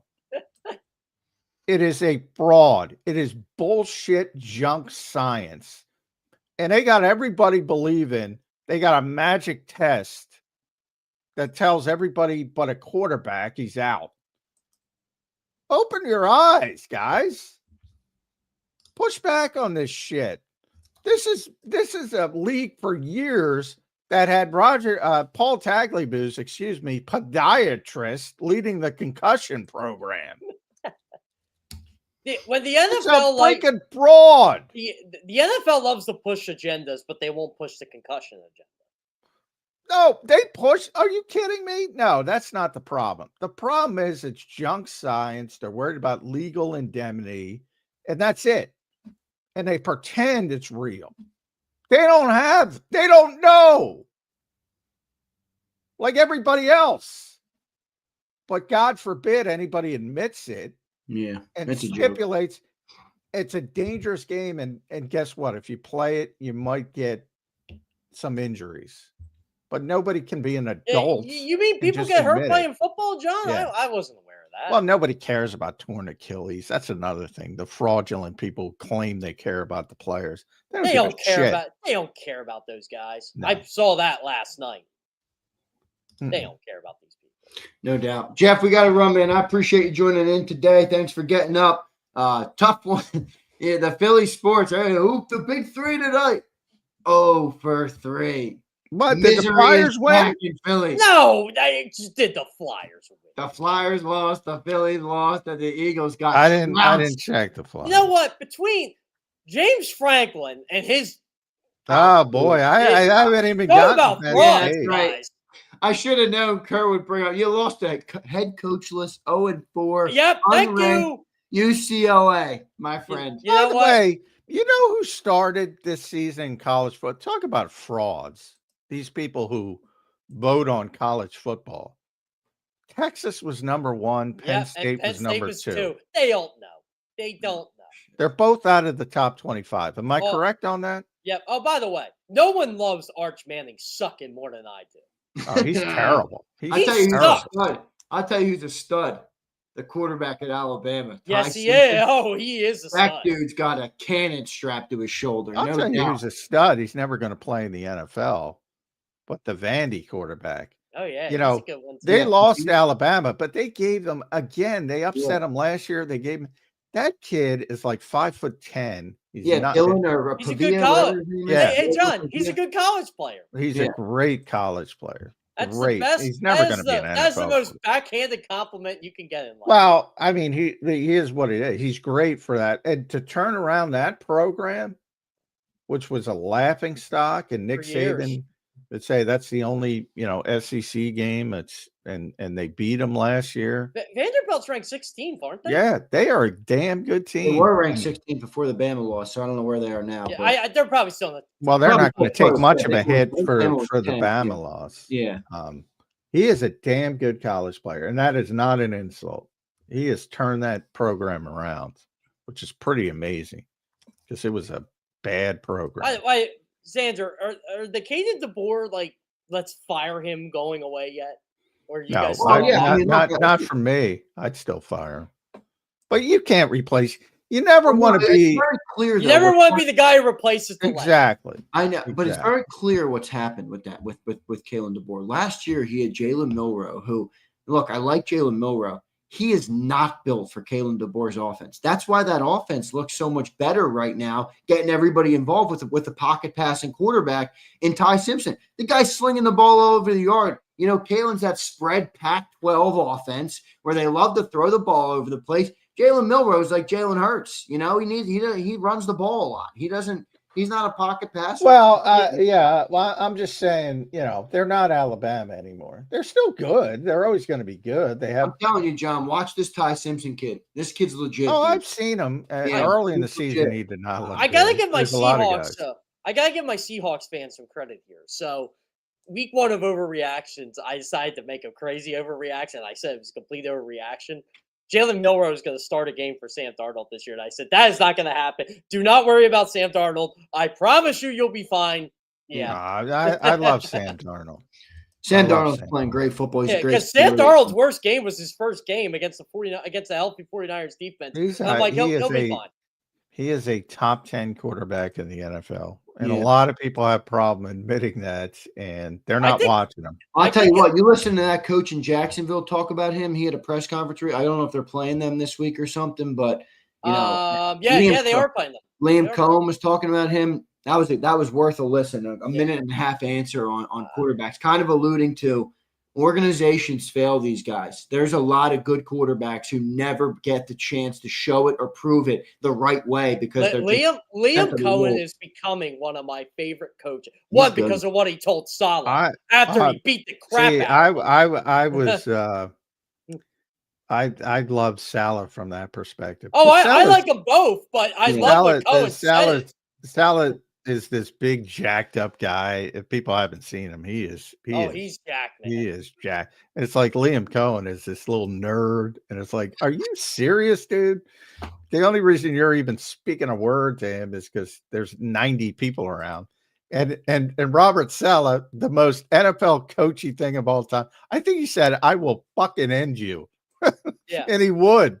He would. But I love how Cohen went up to him and said, "You keep my name." Yeah. Come on. Well, there's 80 people around. He would have pissed his pants if he got near him. He would have, no doubt. All right, Jeff, we got to run, brother. I appreciate it, man. We'll talk to you again next week. All right. Yeah, sounds great, guys. I guess Monday I'll be on, right? Yeah. If you want to come on Monday, we'll have you on. Of course, Jeff. We love talking. Yeah, whatever. We'll figure it out.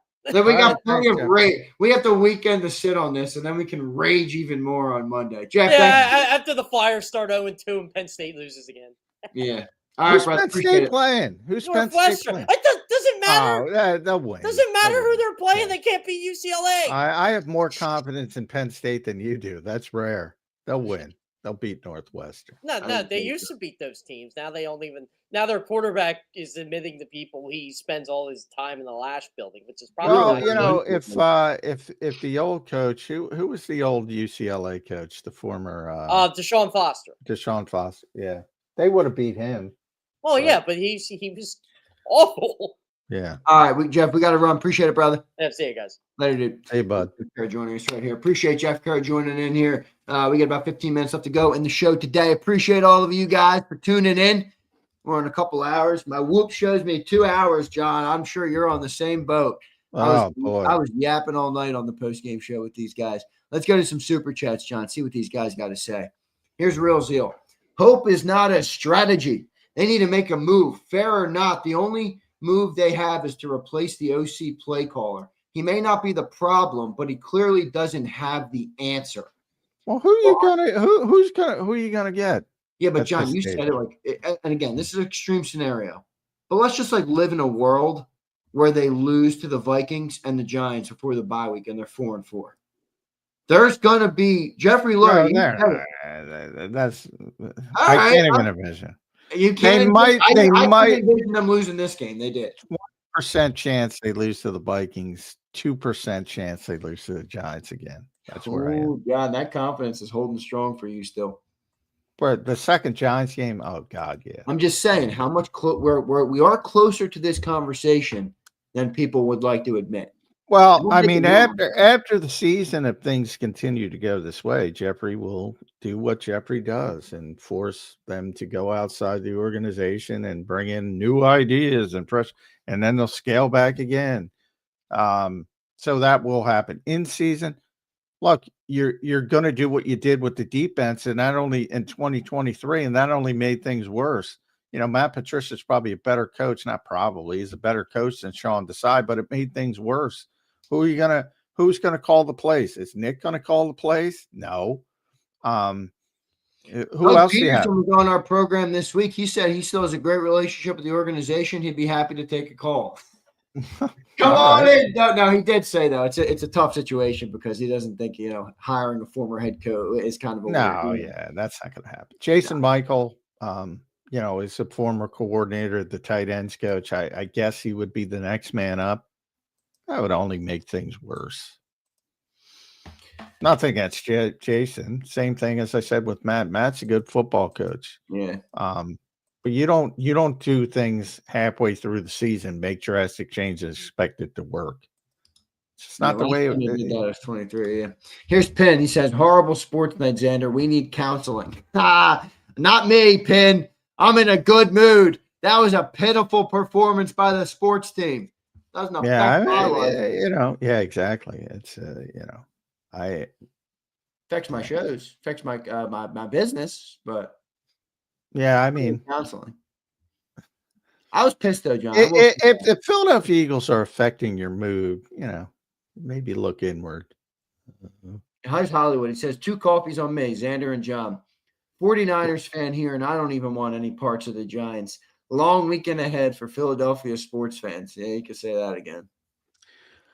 Yeah, well, I mean, the Phillies loss was bigger because it ends their season. The Eagles have a chance to play next week, and we'll have chances to play many more games. So, but it's a bad loss. They lost to a bad football team, and it's been a long time since they lost to a bad football team. Here's Josh. What's up, Josh? Appreciate it, man. Appreciate everybody for the super chats today. Zander, this team doesn't have the tools in the shed. An OC who's in over his head. Jalen has 7 seconds back there and still can't find a wide receiver. We're having meetings in week 4. This team is fragile. Oof. Well, the meetings. I find it amusing how things are portrayed often. I'm like, if you think about it logically, all they do is have meetings. I know. It's portrayed that way. And that's a media problem, to be honest. All they do is have meetings. All they do.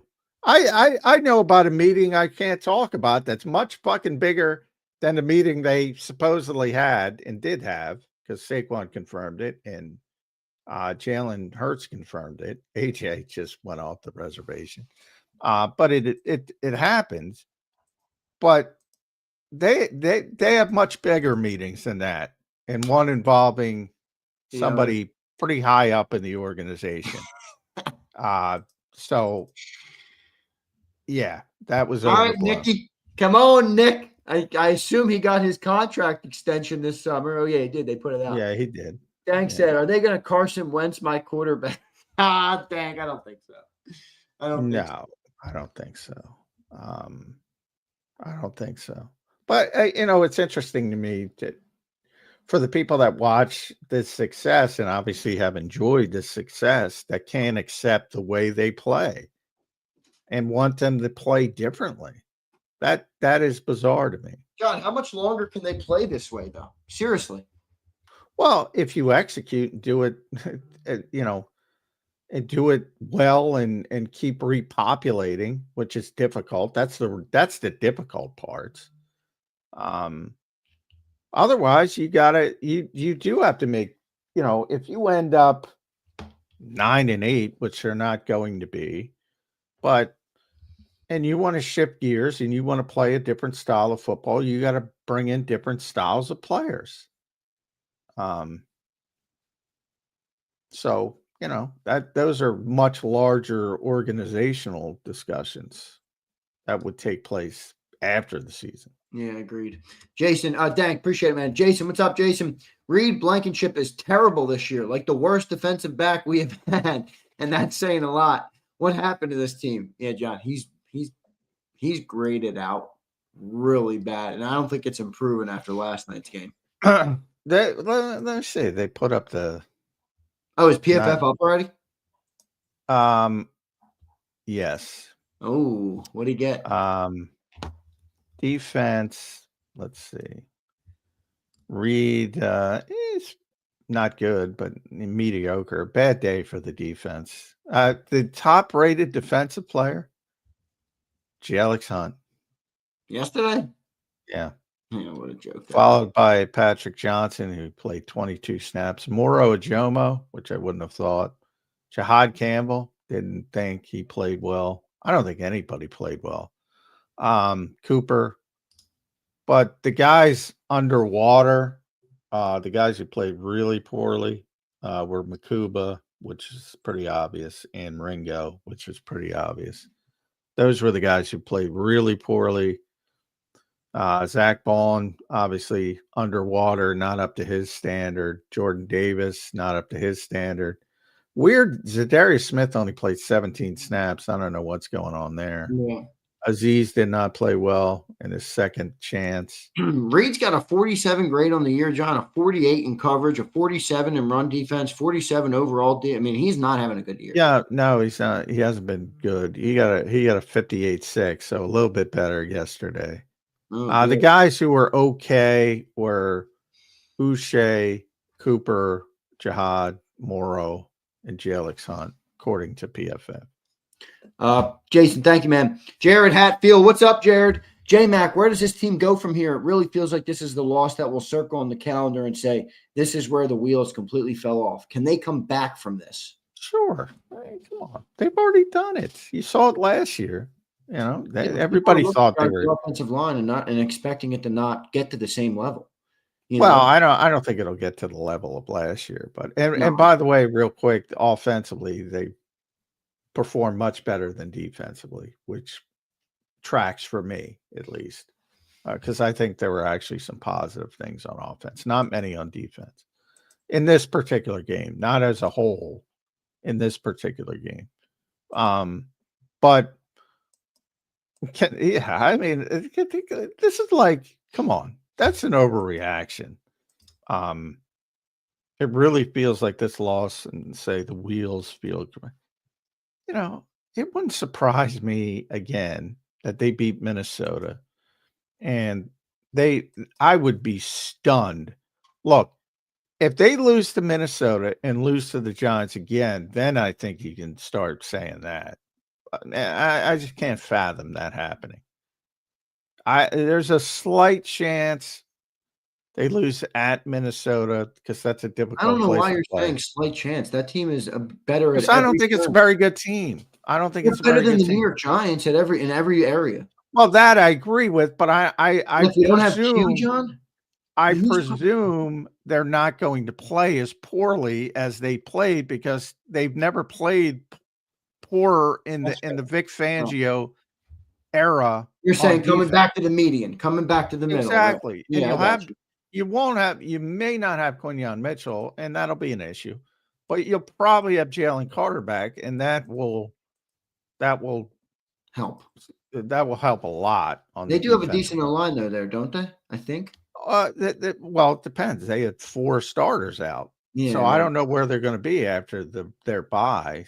I assume some of them are back, but I don't think all 4 are coming back. Well, Ryan Kelly's on injured reserve. They have a very good center, but he's on injured reserve, so he's out. Donovan Jackson, I think, is going to be back. Brian O'Neill, I don't know. He's got a sprained MCL, so they got a lot of injuries on the Mansa offense. says, I don't want to hear about progression. AJ Brown needs to get a peak. He's a top 2 wide receiver facing man coverage. Yeah, well. I don't know what to tell you. Get a different quarterback. Mansa again says, Z is right. All these weapons for nothing. Number 1 is the issue, and KP doesn't help. One doesn't talk on the sideline. Ego has entered the chat, SMH. I don't know. They all have egos, so I mean, the ego has never left the chat. Yeah, that's true. It's always been a part of the equation. Roll Philly says, I'm not ready to give up our Super Bowl MVP QB, but AJ ...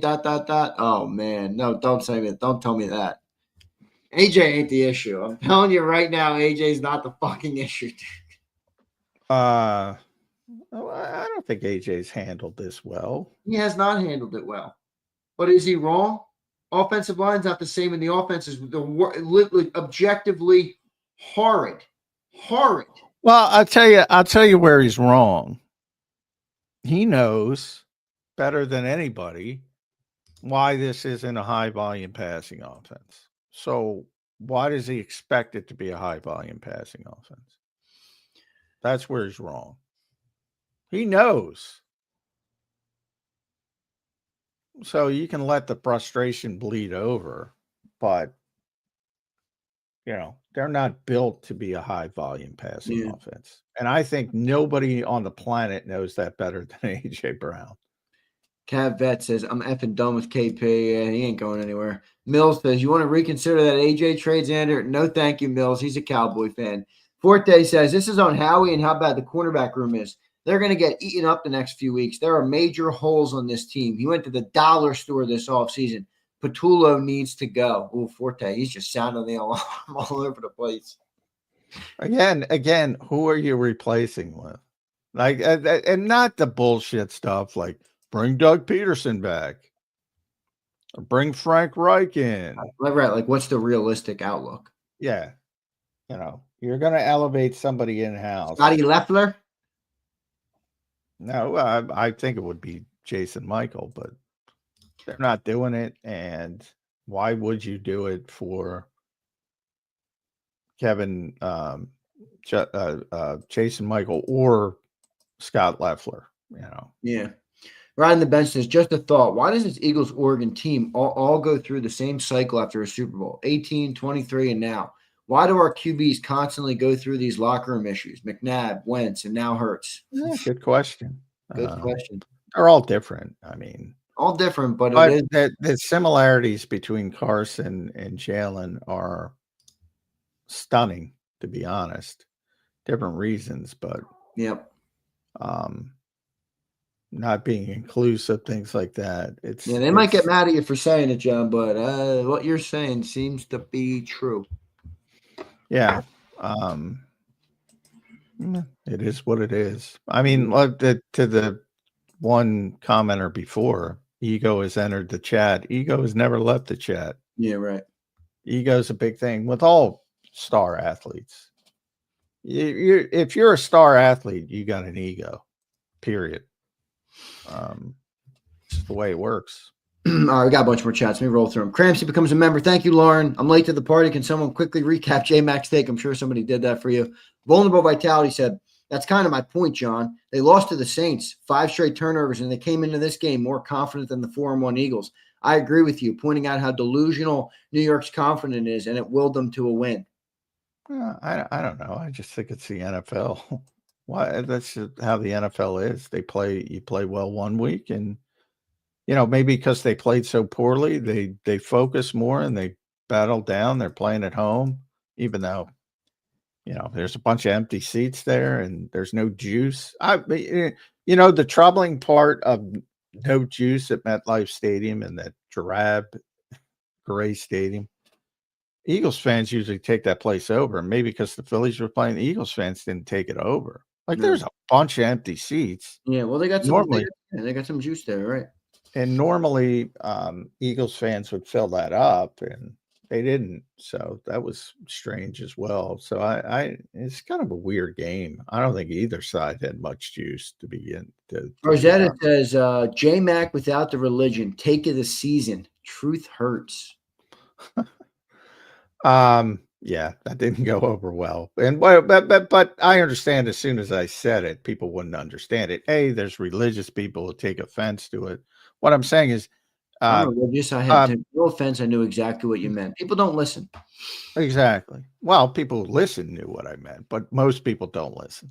So what it was is there were a lot of people in the Eagles locker room who thought if they weren't in the God squad, their words, not me, not mine, that they weren't. Their words, not yours. Yeah. God squad. Oh yeah. Gosh, this shit might be worse than I think. No, this is Carson level. This is back in Carson. Okay. Because Carson was very religious, is very religious. Nothing wrong with it, but people didn't think he was inclusive to the non-God squad people. That's Carson.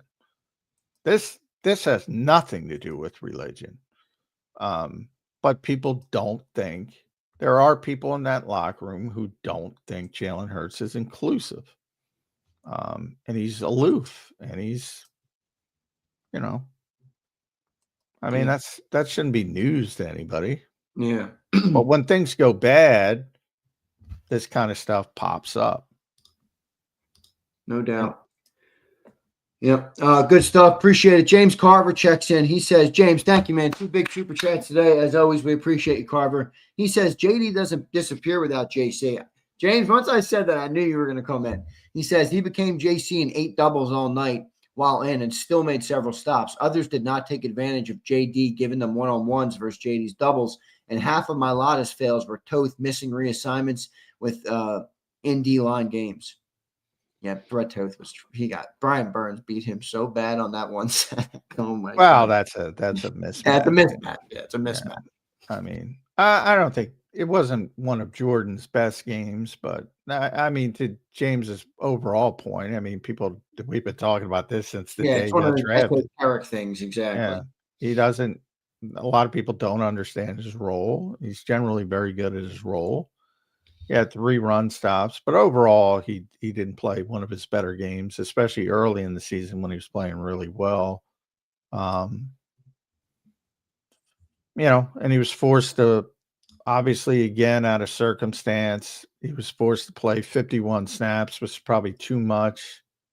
But, you have no Jalen Carter, and you don't trust Ty Robinson, who played a career high, and you don't trust Gabe Hall, who was elevated. So somebody's got to play. And it was Morrow and Jordan Davis and Byron Young. And Byron also didn't play as well as he had been. So, it was a bad day for the defense. Yeah. A couple more. I'm going to try and get the big ones before we go. I know you're overtime, John. Appreciate it. Joe Bird says the running game played a big part in the defense being one, keeping an opponent off the field and forcing them to press. When a team needed to score in the 4th, they marched with ease last year. And this. Well, yeah, it doesn't look like that. Well, yeah, I mean, they had a historic running game last year, and then now they don't. And yeah, I always say the passing game looks very familiar to last year. What's different is the running game. The running game's not there to make up for the passing game. And when they have their ups, and the ups are great when they have their downs, the running game made up for it. This year, it's not making up for it. No doubt. All right, one more here, John. We are decimated with injuries, but Z, this looks like a 23 meltdown, except we have a chance to right the ship. Howie needs to make a move quickly. I don't know if he will. Ringo Dunn. Yeah, they are not decimated by injuries. Look around the league. Dan brought up Tampa Bay. Their next opponent beat a NFL team last week with 4 offensive line starters out. And they won a football game. Now, it was ugly, but they won. They persevered. There are teams, Tampa Bay was down skill position people, offensive linemen, and scored, 42 points. They persevered. There are teams in this league with far, far, far more injuries than the Philadelphia Eagles. And they've done a better job persevering through those injuries. Yep. Dart was a good choice for New York. Kimberly, you're damn right. Johnny Mac, your final thoughts here on this. I'll get to all super chats once John gets out of here. John, your final thoughts on this Football Friday edition after the Eagles get their ass handed to them by the New York Football Giants. And going to enjoy the mini bye, collectively bargained weekend off. I think my wife is going scrapping, so I can have a day by myself. So I'm John, pretty excited. Unlike most of Philadelphia, I'm pretty excited. John's riding a high right now. I love it. Man, that's great. John, right now I need a nap though. Yeah, I hear you. Get some rest, man. Good work, Johnny Mac. I appreciate it, man. We'll talk to you again on Monday. All right, brother? All right. Thanks, everybody. All right. Thanks, Mac. Good stuff from Johnny Mac, man. Great show. All right, everybody. It's time to talk some football. I got to get through all these super chats. Xander Time's going to be a good one today. You better lock in. Xander Time will be a good one today. Nothing is off the table. Nothing is off the table. You hear me? Nothing is off the table. I'll get to all my super chats. I couldn't get them all to John. We had too many. All right. I love all you guys. Hit the like button on the show. That was embarrassing last night. Embarrassing last night. All right. Absolutely pitiful performance by the Eagles, top to bottom. All right. And we're going to talk about it all. Let me go through my super chats. All right. I want to handle some of them. I got to most of them, but I do have plenty still that I got to get to. For those I didn't get to, I do apologize. Sometimes you're just up against it. Jeff Kerr rambles. I love him, but he rambles. Holy shit. And I couldn't, unfortunately, I couldn't get to every one of them, but I will address them all here. All right. I will address them all here. Let me find where I left off. Leon says, can we just get to the bye 6-2? Please go Birds. Leon, we'll be lucky to get there 6-2. HKP, what's up, brother? Can't believe we lost that game that way to that team. I've seen this story before. This season is over, LOL. The guys in the locker room know it too. I'm not going to go there yet, HKP. But my problem is there's really no clear fix. There's no clear fix right now. And is my internet cutting? Don't tell me my internet's cutting on Xander Time as I'm about to fucking erupt. Tell me if my internet's cutting or if you got me. Because I'll wait to respond until my internet jumps back up. Here it comes. You're good? Okay. I'm not ready to go there. The problem is right now for HKP is I don't see the fix. I truly don't see the fix. Because if the expectation is the offense can only operate when we can run the football, well, like what's the outlook for this offensive line? Like, does anybody think it's going to get that much better? Yeah, you'll get Dickerson back. Cam Jurgens is a shell of himself. Dickerson, I don't expect to ever get really fully healthy this year. Tyler Steen is not Mekhi Becton. Lane Johnson is still Lane Johnson. He got beat a little bit last night by, what's his name? Abdul Carter. Jordan Mailata struggles because he's trying to compensate for the the right guard or the left guard not being as good as it once was. So if you don't have that, like, what do we got? I don't know. Sean, what's up, Sean? Sean Jackson checks in. The Eagles did not score in the half. I think OC is on the hot seat. He should be. He sucks. Whatever John wants to say, the OC sucks. And I get it. He's not the only problem, but he blows. Call a spade a spade. The guy stinks. He's over his head. Dank, I was with you for a couple weeks. I get it. It's not the only problem. He's not going to fix everything when you fire him.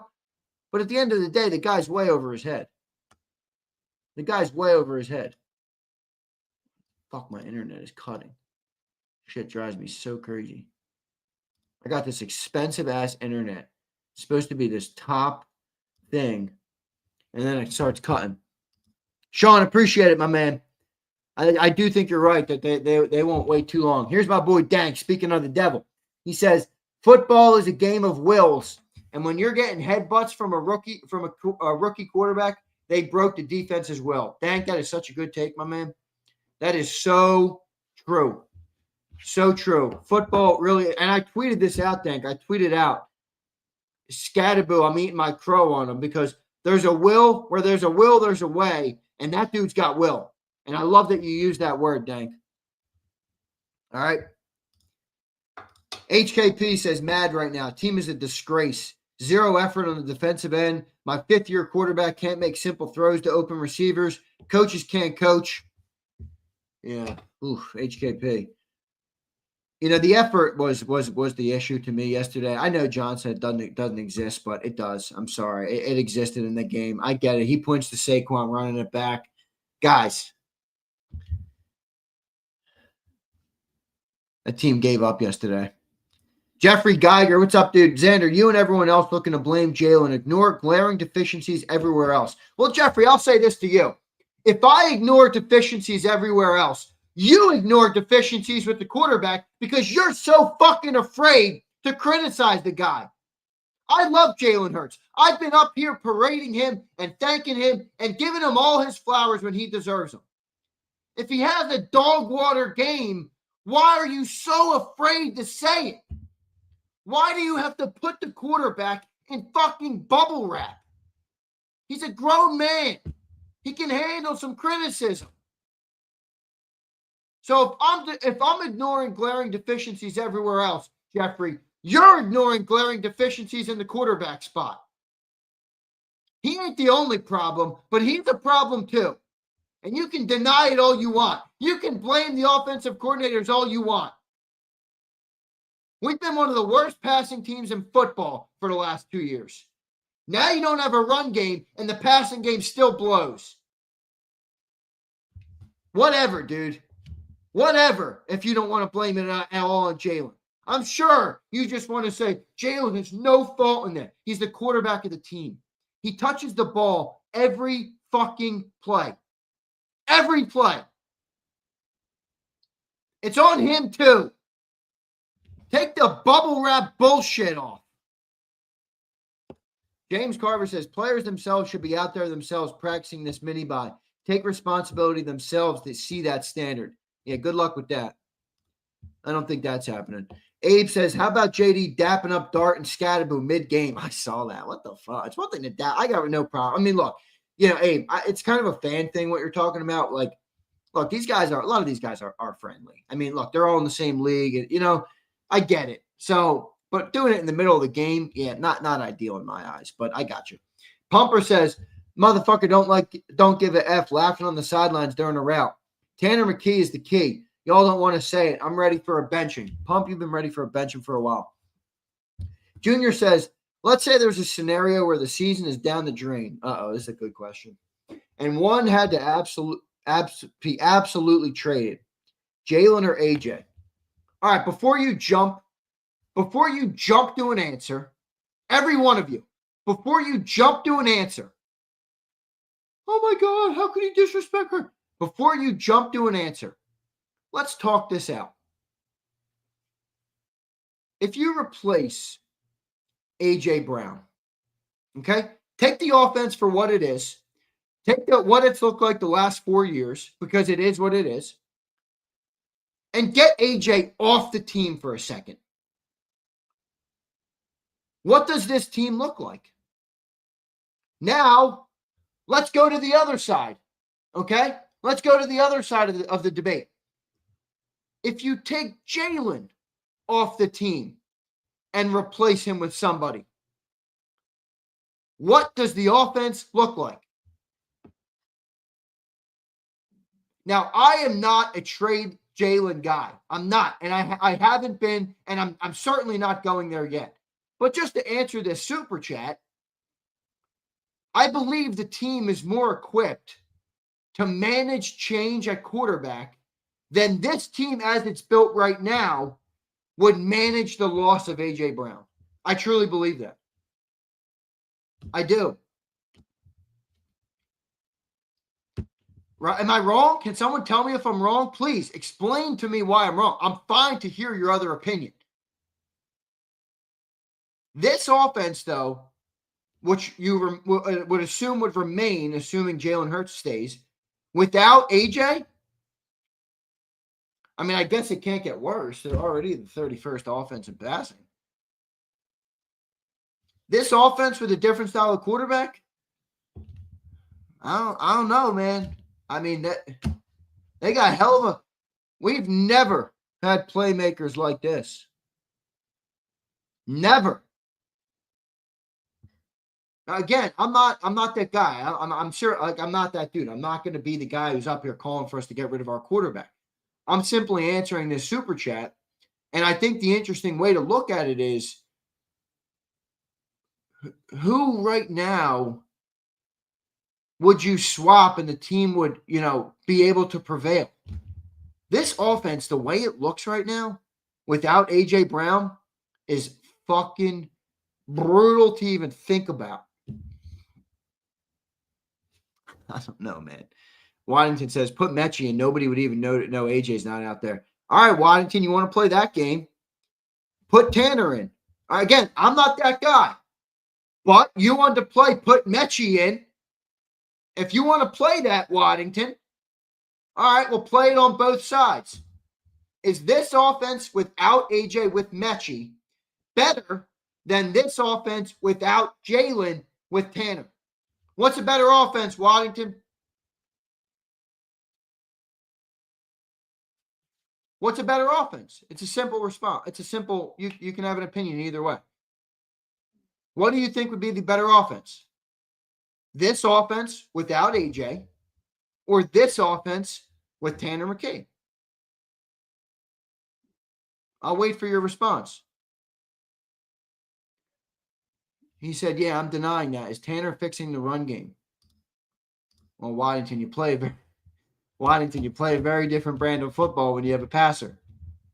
That's my point. Precisely my point, Brian. If you take AJ off this offense as it's built, you're even more fucked. If you put Tanner in, you rely less on the run game. You get weapons more involved. I mean, simply just to answer the super chat by my boy Junior, who has a cute dog. I like the pretty dog in there in the picture. Like, I'm not like entirely convinced that trading AJ makes the most sense there. Now, if y'all want to walk me off, again, I'm not that dude. I'm not calling for Jalen to get. I'm not calling for a trade or any of those things. All right, Jalen's our quarterback. I don't anticipate that changing. He's won a Super Bowl here in Philly. He's a Super Bowl MVP. I truly don't anticipate it changing. But if you're going to ask this question, give the thought exercise a fair analysis. All right? Junior, thank you, brother. Here's Brian Pumper. McKee would have this team 6-0 right now. Keep fooling. Y'all keep fooling yourself with this fullback. MF are moving in slow motion, sloth-like. Gateway PC Hurts. Gateway PC. You got to be kidding me, Paul. Gateway PC. I don't know that McKee would have the team 6-0. But Rich says, start Tanner. These questions are appearing to be popping up more. Rodney Burton. Rodney, I think you became a member today. Yes, you did. Rodney, thank you, brother. Appreciate you becoming a member. He says, could Fred play guard? Yeah, I don't know anybody better than Tooth. That guy was getting burnt. Bird Gang says it's the 18 Eagles all over again. What did the 18 Eagles finish? Like 9-7 or something?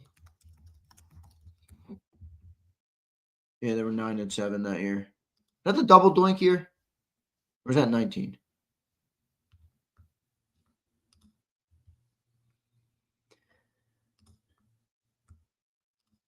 Justo, what's up, brother? This is 23 on display all over again, but an offensive collapse this time. Howie, the words of the day are edge, corner, OC. Embarrassing. Well, Justo, you kind of contradict yourself in this comment. You say the 23 is on display, but the offensive collapse this time. And then you say, Howie, you got to go get an edge in a corner. Well, what is it, Justo? Well, what is it? Is it the offense or is it the edge in the corner? I mean, I believe our fan base, the expectations that we now have on this offense, this $250 million offense, are fucking egregious. We have all accepted like the base minimum. It's like, who cares that we're 31? Well, now we care because the running game's not the same and the defense ain't the same. I've never seen anything like it. Like nobody, the expectations for this offense, even from people who aren't like that. John McMullen. It was more on the D. Dude, we put up 17 points on the Giants. 17 points. We didn't score a point in the second half. Everybody's healthy except for Landon. I mean, really? Is that just what we should expect? Why? Because we got our quarterback in bubble wrap? Please, cut that shit off.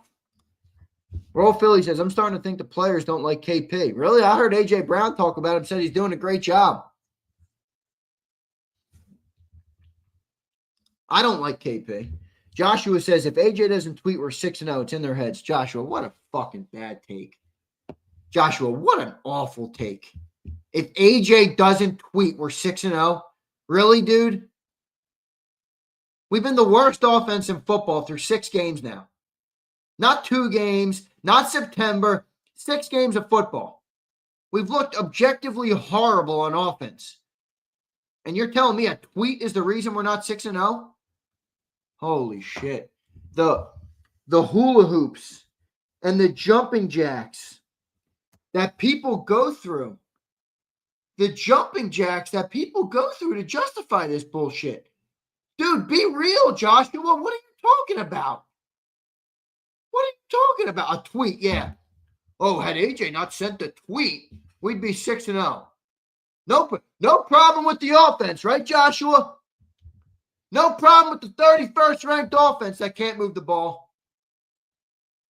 It's the tweet. Yeah.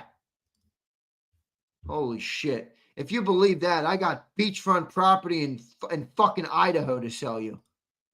You got to be kidding me with that crap. Joshua, I love you, brother, but that's the worst chat I've gotten today. Easily. Kimberly, I got that one. Pumper says, these dudes who keep bringing up 22 like defenses don't adjust year after year. Pump, I agree 100%. Same thing. Forget 22, Pump. 24. Defenses are playing us different. They're using these sim blitzes, sim pressures with zone coverage, and without a run game, Jalen can't manage it right now. That's the truth. How many times we see him sitting in the pocket 4 or 5 seconds? Sim pressure, zone coverage. That's the fix. Without the offensive line, there's no answer for it right now. But again, nobody wants to believe that the defense that what you're saying is true, Pumper. But everybody jokes about Pumper being a troll. Pumper's this, Pumper block Pumper. 1, Pumper will never be blocked. 2, he's right. He's fucking right.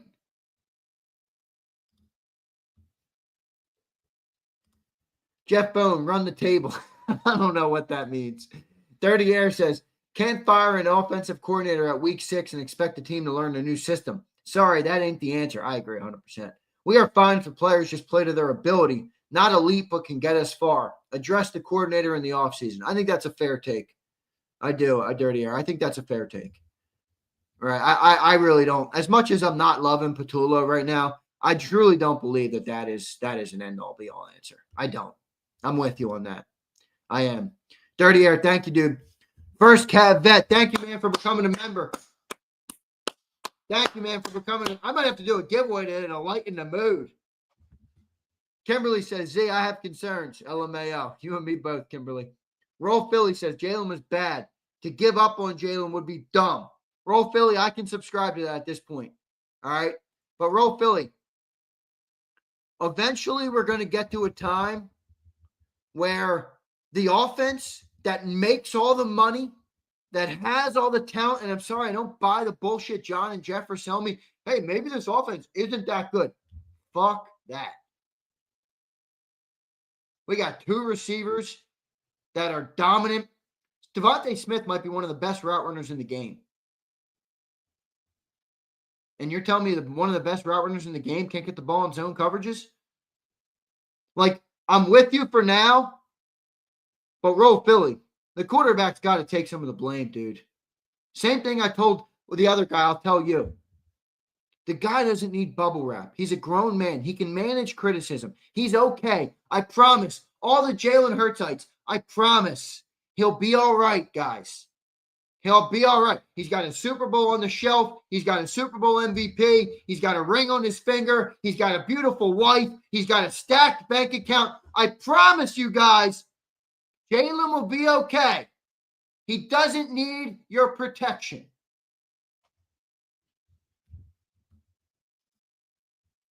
Did people defend Donovan McNabb like this? I was too young. Did people defend Donovan McNabb this much? I feel like I remember people ripping on McNabb constantly, and he was throwing to James fucking Thrash. Seriously, think about that. People were used to rip McNabb. He was throwing to trash cans with an offensive line that wasn't as good as this one. Now they got Jalen in fucking bubble wrap. Dude. I love you, Roll Philly. I appreciate you. James Carver says, too many marriages, engagements this last offseason. Now they're worried about their wives and ass versus being in early and staying late to fix the team together. Yeah, and throw Cooper DeJean and Reed Blankenship in that mix too. Launching podcast, all this other bullshit. Yo, Reed, you're a 47 grade right now on PFF. You're one of the worst safeties in fucking football. Get your head out of your ass. I'll use a Jalen Hurtsism. Keep the main thing the main thing. And for you, Reed, it's playing safety. And right now, you flat out fucking stink at it. Roll Philly says, a franchise QB is harder to find than another wide receiver. This is what you're discounting. As Underdog alluded to last night on the show, you don't need a superstar quarterback in this offense. Jalen Hurts proved that last year. He wasn't a superstar player last year. He would admit that. They didn't ask him to be a superstar because the talent on the team is good. It's excellent. It's better than a majority of teams in football. You take AJ off this team as it's built right now, oh boy. I don't want to see what that looks like. Riding the bench says, honestly, either change the quarterback or run RPOs, penalties aside. I right. This team needs a spark, and clearly the staff's plan hasn't worked. Oh, boy. These conversations are, you know. I just want everybody to be honest. I don't care if you disagree. I just want everybody to be fucking honest. And stop babying these guys. Holy shit. I like Jalen Hurts too. I do. I love the guy. He doesn't need you to protect him. Not you riding the bench, just in general. Oh, boy. James Carver, what's up, brother? Thank you, James, for all your love and support today, man. A lot of love, a lot of support, bro. We appreciate it as always. Truly. I get unhappy with Jalen and AJ, but both are wrecked. REQD required, wrecked. What are you saying there? Jalen could be heard yelling trash, canning plays, and repeatedly checking into plays that work. Begs the AJ, Smitty, and got it were all checks by Hurts. O-line interior is a problem. There's no doubt the O-line's interior is a problem. All right. So, James, with that comment, are you saying you do think there's a lot here on the coordinator?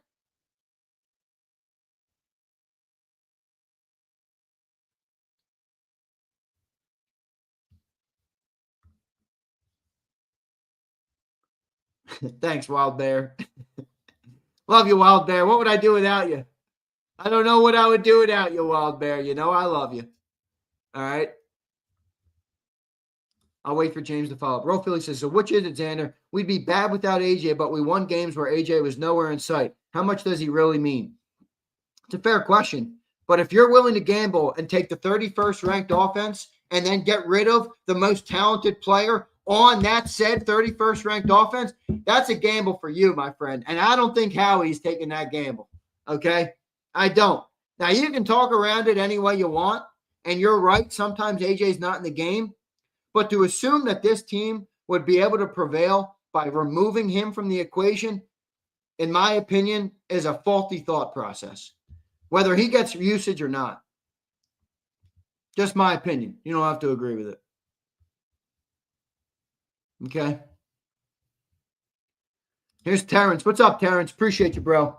This offense by Lane's month said it's predictable. Yeah, it is. We're always in third and long due to negative plays. No one can move the ball when we're third and long. Yeah, I mean, it's very predictable. You know, they're acting like they got the 24 offensive line. You don't. That's my point. You don't. The 24 offensive line is gone. It's not coming back. So what is the fix? If Jalen can't be a high flying passer, what is the fix? Assuming we don't ever get the offensive line back to what it was.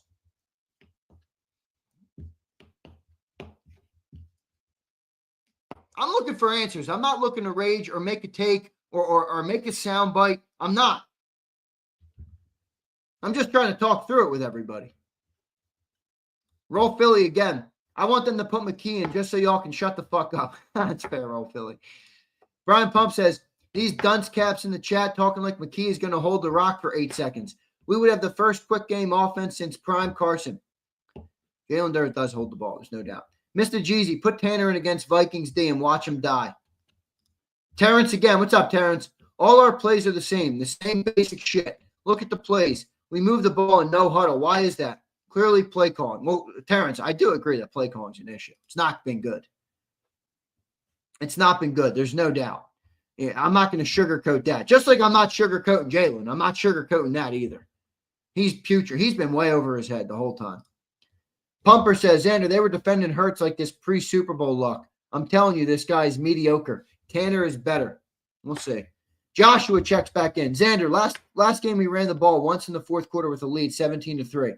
You don't think AJ's tweet was in their head? Truth hurts. Yeah, so you're blaming AJ for sending a tweet versus the dudes who changed their entire fucking game plan over a tweet. Joshua, you're directing your anger at the wrong dude, my friend. The wrong dude. You say it in this chat, Joshua. You have a 17-3 lead. And you're blaming AJ? Because he sent a tweet? Oh, God. Oh, God. Let me get a sip of coffee.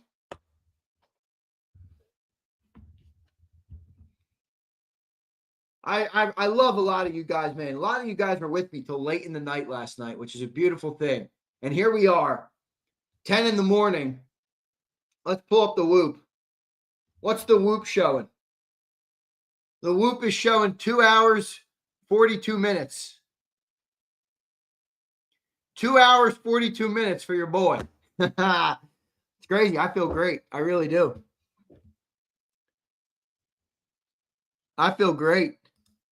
Joshua, it's just football, but I'm sorry. I really hate your take that if AJ's tweet, like if AJ doesn't tweet, everything is okay. I'm sorry. Like I'm not trying to be an asshole to you or pick on you. Just trying to talk football with you. I really hate that premise, dude. You're telling me a fucking tweet? Really? Not the execution of the offense, not the usage, not the quarterback, not the play call. You're going to the tweet? I just can't. I can't subscribe to that. And again, Josh, I'm not trying to be an asshole to you. I probably have been an asshole. Sometimes I'm an asshole. It is what it is. But I'm not trying to pick on you personally. I'm just challenging your thought process that the tweet is a bigger issue than the actual play, than the execution, than the scheme, than the play calling, than the quarterback, than everything else, than the offensive line. The tweet? Oh, man, I got a lot of things I'm talking about before I get to the tweet. Dirty Air says, we aren't going to fix everything all at once. I think we have to start in one spot, and that's the O-line. We can't have an identity of historically good with a historically bad O-line. Start there. I agree, but Dirty Air, what does that look like? Like, how do you fix that right now? How do you fix that right now? Because at the end of the day, everybody loved the way we played smash mouth ball last year, me included. Guilty as charged. I loved it.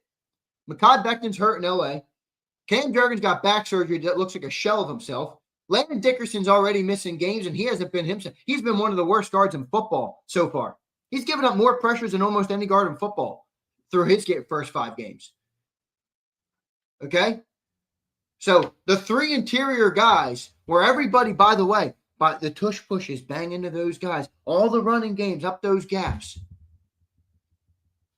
All 3 of them are a shell of themselves so far this year. Mekhi, Landon, and Cam. So, Dirty Air, to address your comment, which I agree with, start with the O-line. This team would look different with an O-line. How do we address that? That's why I said on the show today, wave goodbye to the 24 O-line. It's gone. It's not coming back. Where do we go? What's the fix? I agree with your take, though. I agree with your take. You know, start with the O-line. We might have a different conversation right now about everybody. But, angering. Riding the bench. What's up, brother? Appreciate all your support. Everybody, man, I thank you all very much, man. Seriously. I know we're having football conversations, but whenever you guys do send a chat, man, it supports this channel more than you know. So I do want to thank everybody, including people I've ripped, okay? Including people I've ripped. Welcome to JAKIB Sports. We're not going to sugarcoat shit. Joshua, that includes you. Thank you, brother. Riding the bench says, when up-tempo is ran, we're better. Shows Jalen in more control. I think you have to ask if the staff is more comfortable coaching McKee's skill set versus Jalen's. Does that constitute the need for a change? Why the fuck are you hiring an offensive coordinator off a Super Bowl year that's not comfortable coaching the quarterback skill set? Riding the bench. I'm not mad at you. But if that's the case, anybody who is involved in the hiring process is negligent at best. Fireable offense at worst. If that's the thought process, coming off a Super Bowl year, hire a staff that's more comfortable with a skill set that is completely the antithesis of what our quarterback is. Holy shit. Now that would be bad. That would be bad. Edgar, what's up, Edgar? Here's why I don't believe the Eagles can turn this around this year. There are issues on every level, offense, defense, special teams, and coaching. There's no doubt, Edgar. You're 100% right, which is why I'm not feeling good at this moment. Special teams, look, it was one game. They've been good so far. So I really don't want to get into a mode where, I think the special teams is just going to forever suck ass. One game, maybe some optimism there. But newsflash, offense and defense are more important than special teams.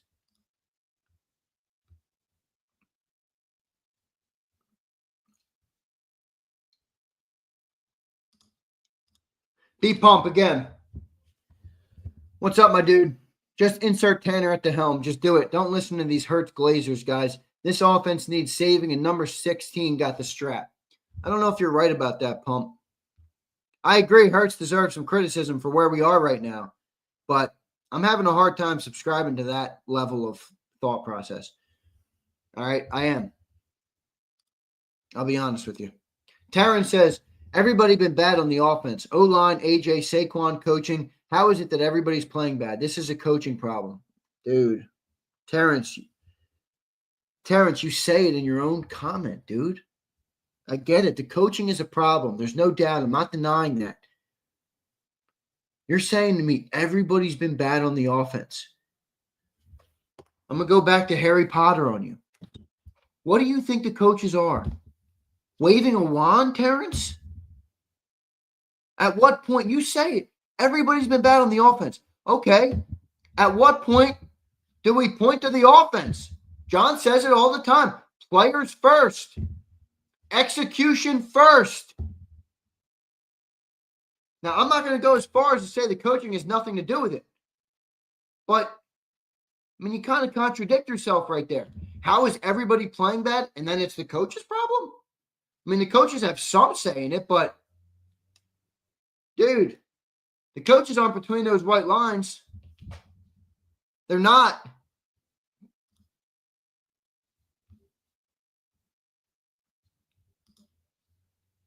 I mean, I'm really not happy with Kevin Patulo either. Now, I'm not as far as some people who've been saying to fire the guy since week 1. I'm not in that boat. But I'm also not in the boat of John, who says it's basically 0% his fault, which is almost like what John implies. So I'm kind of in the middle on him. I don't think he's been good. I think he looks way over his head. I don't think he's a competent guy. I don't think he was the right hire for this team. But at the end of the day, man, your team is 1 for 9 on third down. Jaylen Hurts had 2 opportunities in the game as the quarterback of the football team to take advantage. Hit Devontae Smith on that deep ball. We were down by 3 points when he missed that throw. We would have taken the lead right there. We were down 10 points when he's in the red zone driving and he throws an interception. Like, dude, execution. I get it. Coaching. Execution. Terrence, think about it. If you execute simply, forget the turnover, forget the interception, you simply execute that throw to Devontae, which was not a coaching problem. You're talking about a completely different outcome potentially. At some point, like, the guys between the white lines got to play. Alfredo says you can't execute poor play calling, Zander. Alfredo, Devontae Smith could have fucking sat down and done kumbaya for a couple seconds and nobody would have been there. He could have grilled a steak in the middle of the field and still caught that pass and taken for a touchdown. What are you talking about, dude? That was execution. It wasn't a poor play call. It was a busted coverage. It was a busted coverage. It was wide open.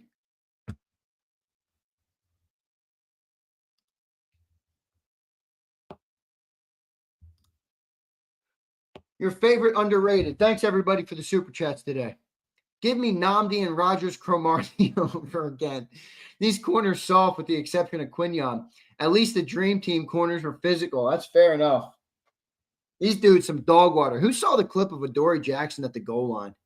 That was fucking pitiful. Dude, just retire. If that's going to be how you're going to play the game. Again, Dank, you had an awesome comment today. Football is about will. It's about will. You got to have a will. It's a violent, physical game. Oh, you didn't see what he did at the goal line? Oh, my goodness. Oh, my goodness. That was so bad. It was so fucking bad. You just hang up the cleats, dude, if that's how you want to play. I mean, you got to have a will. I'll tell you who's got a will. Cam Scatabo and Jackson Dart. That dude's diving head first in the player. He doesn't give a shit. He'll probably get fined for that, by the way, head first. But that was a will. I watched a couple players last night who had will. They weren't wearing Eagle green. They weren't wearing Eagle green. Here's B. Pumper again. They hate on Brian Pumper every day, but J-Mac stay hitting at the quarterback being the main issue. We cook in the OC, O-line, wide receivers, and head coach, but he keeps saying it. Well, look, Brian, I think I've been pretty fair on the quarterback. I mean, look, I don't think it's all on him. I don't think he's devoid of blame. He hasn't been good. He has limitations as a player, as every player does. And right now, those limitations are being exploited perfectly by other football teams. They are. That's the reality. Other teams deserve credit too. Other defensive coordinators right now are perfectly exploiting the weaknesses of our quarterback. And by the way, for all the Jalen fanboys who still can't manage and have bubble wrap on the guy, that's not a knock. Every quarterback has deficiencies. What do you try and do to Jared Goff? What do you try and do to Baker Mayfield? What do you try and do to Josh Allen? What do you try and do to Joe Burrow? Every game you go into, there is something you want to accomplish to mess up the other team or the other player or the other quarterback.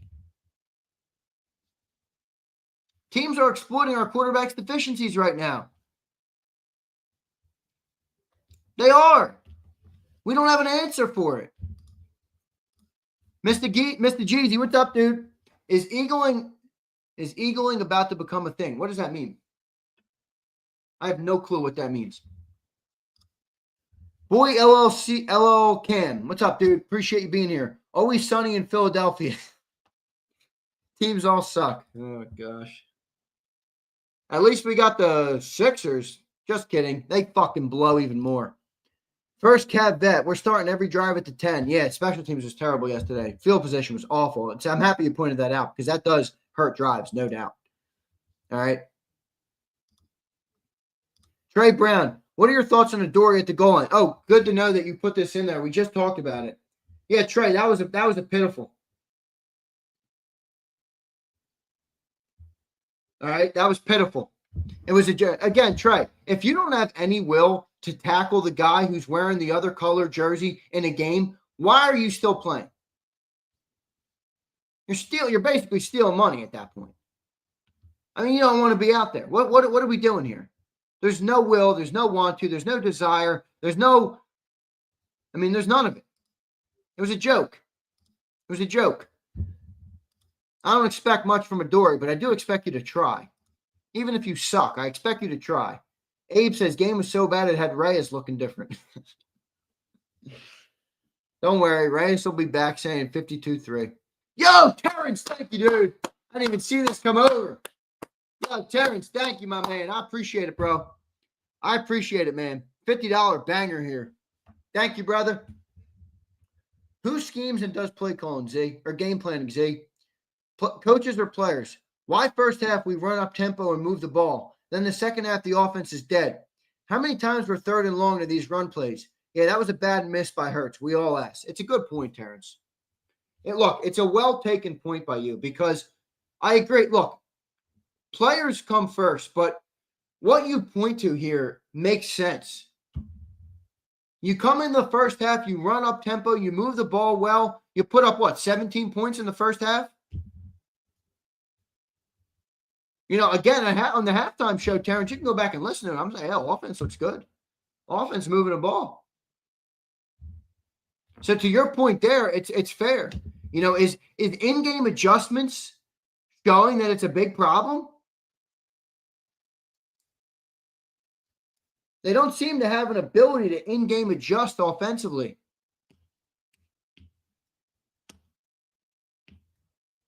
They don't. Stephen Papara says, city of losers. Don't disrespect this city like that, you piece of shit. Fuck you. What a shitty comment, Paparo.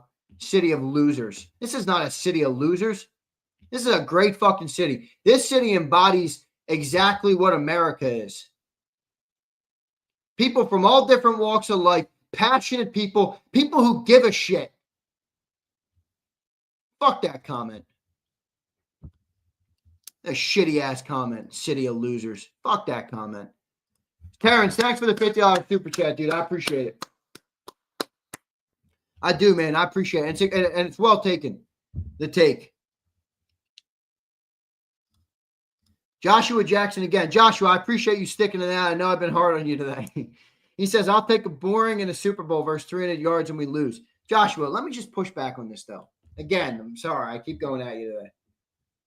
Why are we of the belief that just because you throw the ball, you're going to lose more games? Nobody's asking to throw for 300 when you're down by 2 touchdowns and you lose the game. That's not what we're asking for. Joshua, have we been able to get a lead? Have we controlled the tempo of any of our games, wins or losses?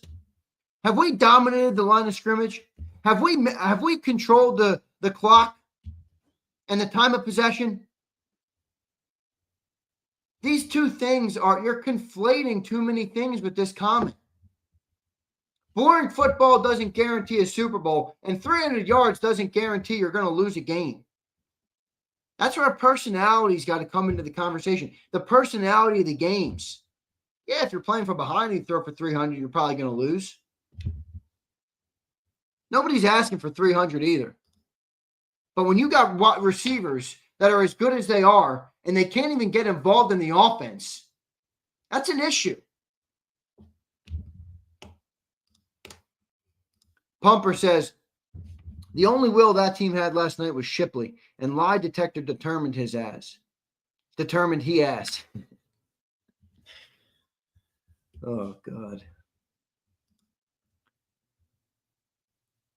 Paparo clarifies, not the fans, the athletes. That's fine. I take offense when people say the city. I hate when people talk about the city like that. I'm not even talking about just the fan. I'm talking about the city at large. I got you, Steven. I'm sorry for ripping you. I push back on the narrative that the city is full of losers. It's not. It's a great city. In fact, this city is one of the best cities in the country, easily. Certainly is, in my opinion. It's got its problems, as every city does. All right? It's got its problems. Every city does. Here's T-Rose, Zombie Town. Where do you live, T-Rose? What city are you in? I got news, brother. Every city is that way.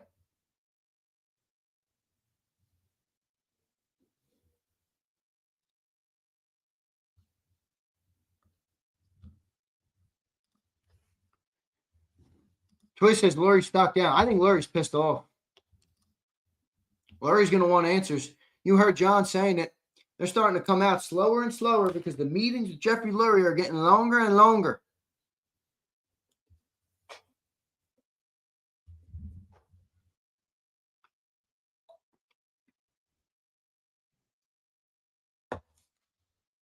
Oh, don't tell me that guy said he's from D.C. Oh, my gosh. You're talking about our city, and you're in Washington, D.C.? Fuck that shithole.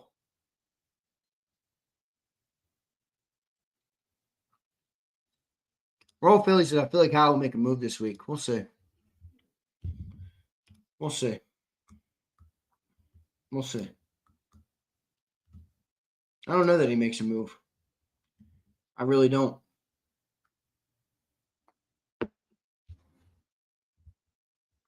You see what Crowley just sent me.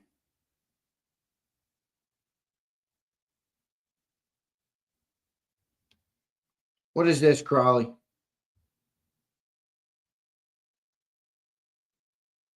Yeah, I saw that, Crowley. I've been ripping that play for hours. Sitting there and watching the guy on the ground. The guy makes a catch. What are you, in college still, Ringo? Touch the dude down, dude. What are you doing? Curtis says, Zander would never be happier to be wrong, but this season is done and dusted. Way too many problems, and you would have to mortgage the future to fix them.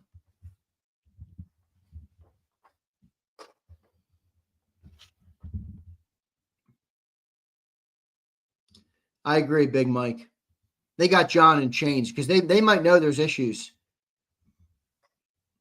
You should have seen the amount of backlash John got for that comment on Jalen. Now, I don't know if you're like me, but anytime you see that, that's because there was truth in what John said. And they don't want anybody to talk about that. Gestapo Eagles. Fly goes fly. I moved to Kentucky for my wife. When I say I miss Philly, people say why. I say you have to know it to love it. So true, Fly Eagles Fly. So true. It's a special place. It really is. It's a special city, man. Anybody that's ever seen our city, you know, and when it's at one of its better moments, you know, I'll point to the parade or something like that. And I know those moments aren't what make up a city, but you know, the backbone of this city is truly a great place. It really is. Yeah, dang, that Ringo play was bad, my friend. That Ringo play was really bad. It was like tough to watch, dude. Mr. Jeezy, who moves to Kentucky? You're gonna have to answer that one yourself, Fly Eagles Fly. That's not a question I can answer for you. Terrence says, also, can we talk about the run game schemes? It's bad from everybody. That Steen pull block was trash. We're the most undisciplined team in the NFL. Well, that's on the head coach, the undisciplined part. The run game schemes are pitiful. They're running the same run plays over and over again. And then again, wait, can we talk about something? And it's on Terrence. It's on your point here. Can we talk about something? What is everybody's thought process on Saquon Barkley this year? I'm not going to pollute what I think. What do you guys think about Saquon Barkley this year? What do you think? It goes to Terrence's point. What do you guys think about Saquon Barkley this year? What's your evolving thought process, week 6 conclusion that will naturally change?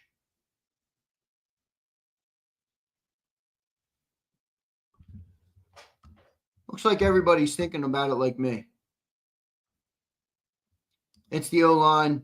I think it's not his fault. O-line. Barkley's the same. Saquon's not the issue. He's mid-ass. All right, so a couple people chirping. The offensive line's awful. Barkley looks chunky and slow. Chasen says he looked great when opportunity presents itself. I agree. He mid. He sucks. He's mid. Stout looking at a retirement home. You're right. Stout is. Zander, didn't we lose a running game coordinator this offseason? Did we? Yeah, that secondary guy. I think he went to Vegas. Nowhere to run. That's what I see. I don't see it as Saquon problem. Flex, I think he's mid based on the results, but I don't think he looks like trash. I think there's dudes in his face immediately when he touches the football. I mean, how many times do we see he gets the ball and there's dude, he's got to juke around him 2 yards behind the line of scrimmage? I think that offensive line's a much bigger problem than Saquon Barkley. I do.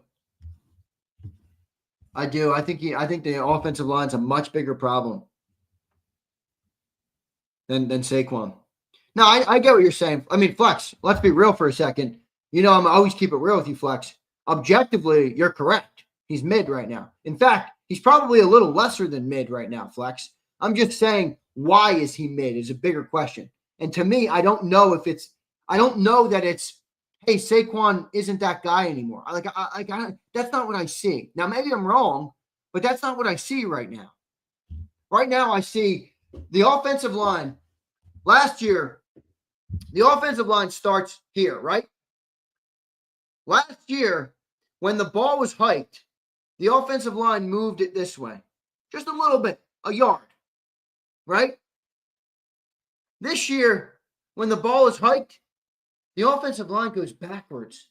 The line of scrimmage shifts this way. The trenches, we're losing the trench battle. Play in and play out. That, to me, is a much bigger problem for Saquon Barkley. Now, again, Flex, objectively, you're correct. He's mid right now. I'm not of the belief that it's all on Saquon. Maybe it's a little bit. He did have 400 touches.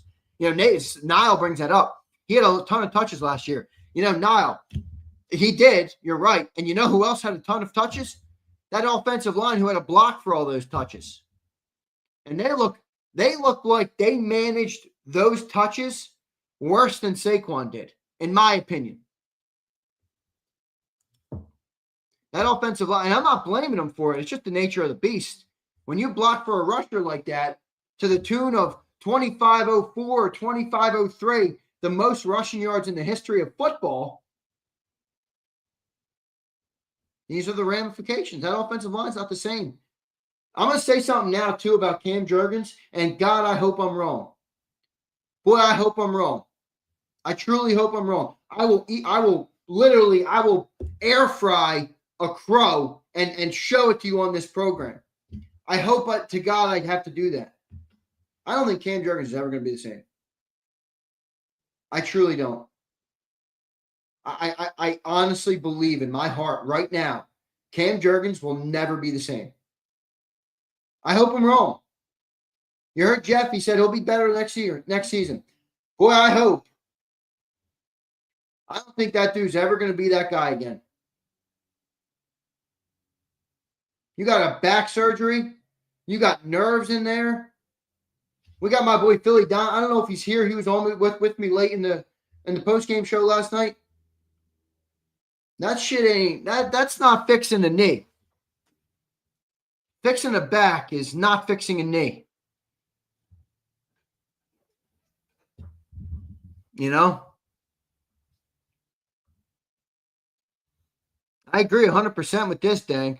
Lack of running is hurting the pass. It's also both. Don't you agree, Dank?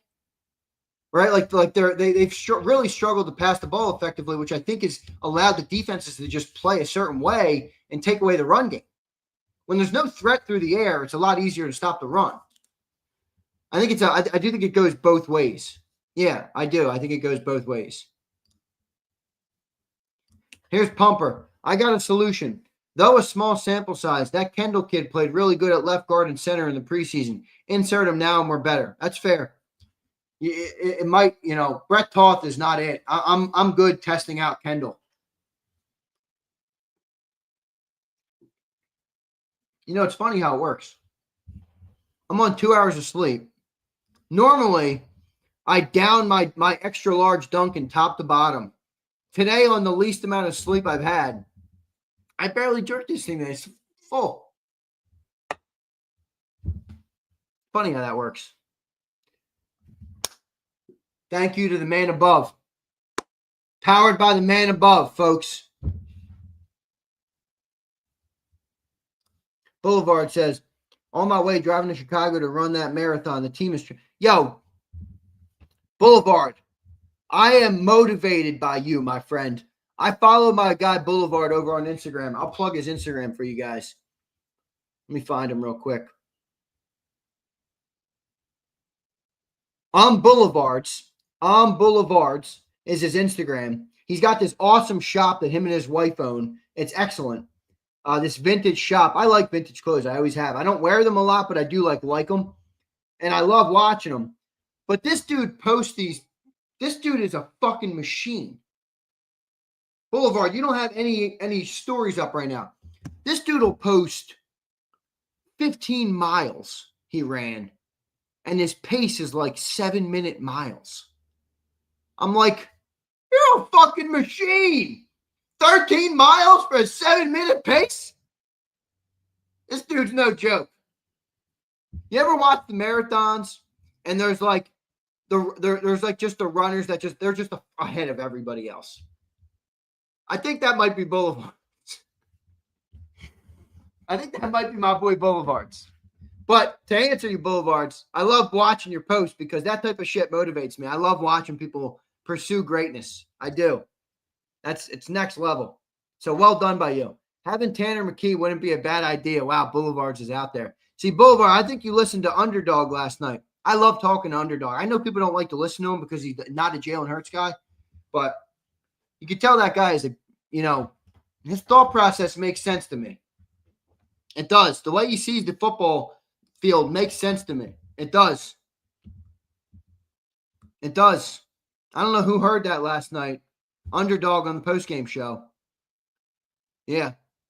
I knew you watched him, Boulevard. He was good. Dang, thank you, dude. He said, what's a good host spot in Philly? Ask him for Dang, ask the chat that one, my dude. Ask the chat that one. All right. Yo, Flex, you should go back and listen to Underdog. Now, it was harsh. Jalen Hurts fans will not like to listen to Underdog. All right? But you're right. I let him cook. I wanted him to be able to – I didn't want to cut him off. All right? Tanner the Mormon Messiah. Deshay says Underdog was a 10,000% right. We have a Hurts problem.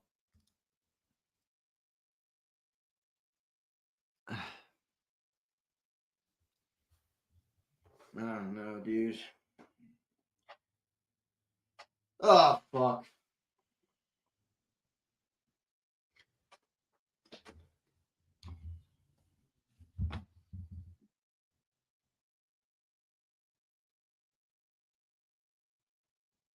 Yeah.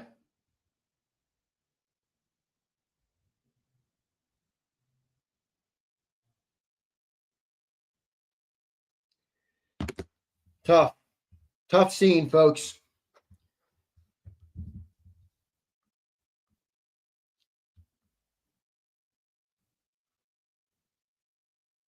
These crybaby fans. Flexing, I am so sick of people who like, I want to talk about football, Flexing. I'm not here to wave pom-poms. Like, anybody can wave pom. That's cool. If you like doing that, it's fine. There's plenty of channels who wave pom-pom. I want to talk football. That's it. That's all I want to do. I just want to talk football. I want to keep it real. I want to keep it honest. I want to give my opinion. I want to solicit your guys' opinions, and I want to talk football. Uh-oh, AJ just tweeted. Is that true?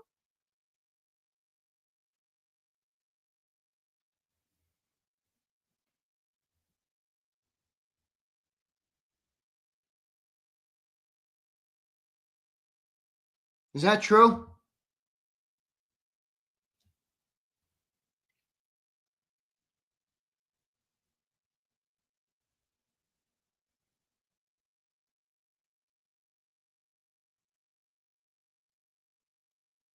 Yeah, he did. It's not a tweet about anything other than a promotional. It's a promotional. Niall says, stop giving their socials attention. Niall, I'm doing a talk show. Their socials ain't my fault. That ain't my problem, my friend. Us giving it attention is not the problem. If they can't handle it, that's on them. That ain't on me, dude. I do a talk show. I'm in a very different business, Niall, than the Philadelphia Eagles are and the Philadelphia Eagles players are. Okay? I'm in the sports talk entertainment business.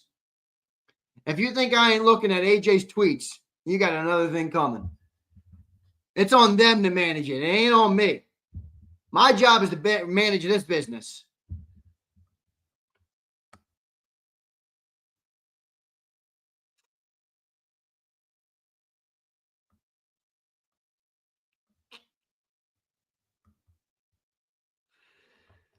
All right. I think I'm going to get out of here soon.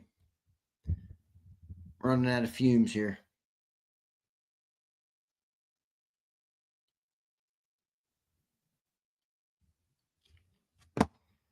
Thank you, Island. I appreciate it, my man.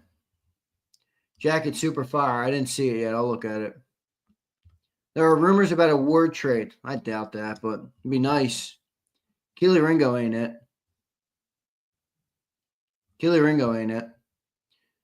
Z, we all needed this therapy session. Ian, I'm happy I could be of assistance. Flexing, I'm good, man. So I got a busy weekend. My beautiful goddaughter's getting christened this weekend. So she gets baptized on Sunday. My niece and my nephews, my two nephews and my niece are flying up from Florida. Actually, they might be driving up to the house by the time I'm off here. I think they get in at noon. They flew out from Florida this morning. So they get here today. Once I'm off the show, my niece and my nephew. All right. These are two of them. There's two of them right there. I ain't getting no nap. When JP shows up, he going to want to play. All right. He's going to want to play. He ain't leaving me alone, my nephew. He loves me, man. My nephew. So I get my third god kid this weekend. All right.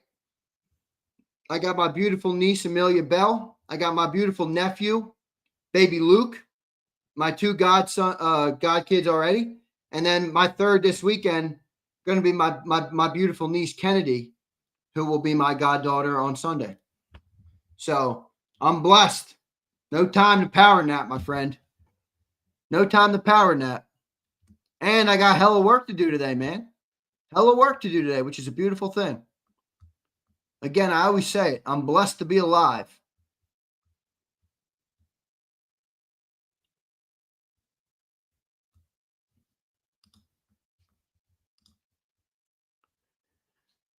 Here's Dwayne. What's up, Dwayne? Appreciate you being here. Jalen definitely deserves a lot of blame, but it just seems he's defined by bad moments and his good moments are swept under the rug. I think that's fair, but Dwayne, what good moments are you talking about? The Super Bowl? It's a new year, dude. I mean, how many, look, it's a great moment. It's a moment that will live in history. It's a moment that will be told in the Pro Football Hall of Fame. It's a moment that will be written about in textbooks. It's a moment that will be talked about in this city forever, no matter what unfolds. But is that just, do we just use that forever? I'm not sweeping the moment under the rug. It's under the rug right now because we're in the middle of a new season. It is what it is, Again, I don't think the guy needs bubble wrap. I don't. I think he's a strong dude, man. I think he's fine. I think he can manage it. All right. Adderall, no way. No Adderall from me, dude. No Adderall from me. Some coffee and some boom boom sticks. Where's my boom boom stick? I was using this thing last night.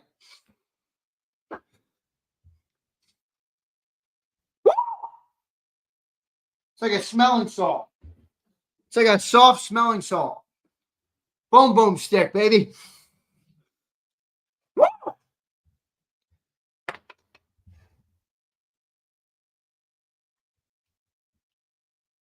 See, I think he's had great moments this year, but a lot of bad too. I think that's fair. I think he's had some good moments. All right. I think he's had some good moments, but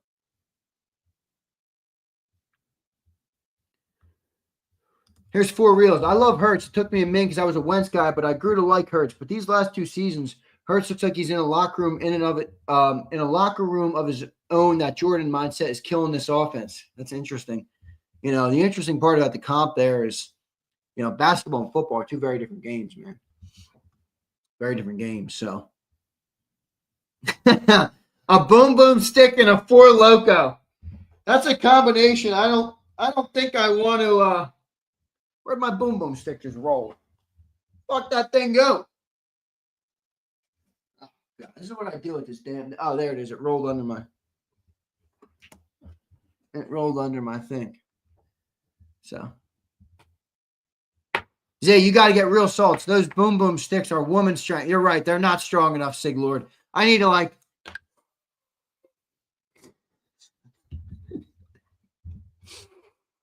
ain't shit.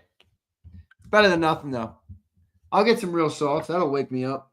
That'll get me going. All right. Roll Philly says, we can't just forget about a quarterback who wins the Super Bowl, Zay. That earns you stock, or should, at least with a franchise and fan base. Could you imagine if the Pats moved off Brady because of a bad couple of games? Yeah, but the Pats won Super Bowls because of Brady. Did they win the Super Bowl last year because of Hurts? I know we played great in the Super Bowl. Why did we win the Super Bowl last year? I'm not taking anything away from Hurts. He certainly deserves credit for it. You're right. But coffee doesn't do anything to me. Sig Lord, I'm at a point with coffee where I can drink a cup of coffee right before bed, put my head on the pillow, and go to sleep.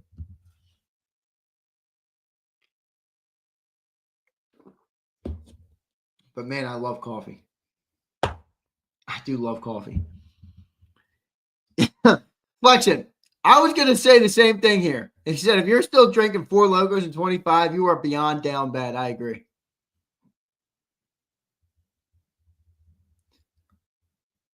Yeah, Dank, you're right. We have seen it. I just what is it ever going to, Dank, how do you gauge that with the conversation that John always gives me? Like, he's not built to be that consistent passer.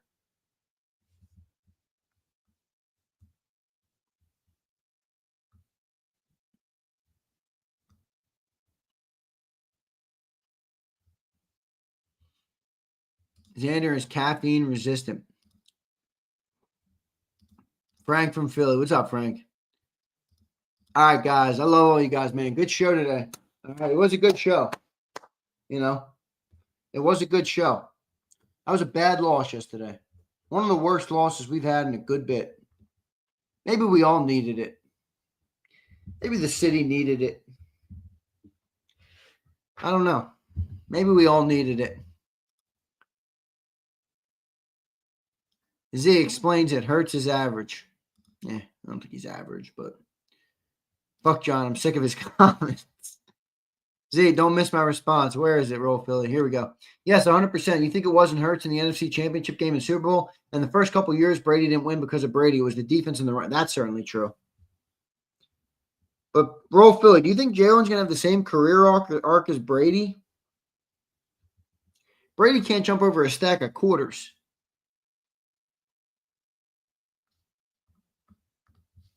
Point being, Brady was more equipped to evolve as a passer. Jalen struggles in the pocket. He does. He struggles in the pocket. Anybody that wants to tell me otherwise, I don't know what games you watch. He struggles in the pocket. He jumps up and down. He struggles in the pocket. Guy struggles in the pocket. I don't know what you want to make of it, but yeah, they're not, dude. They're so different. You can't even compare it that way.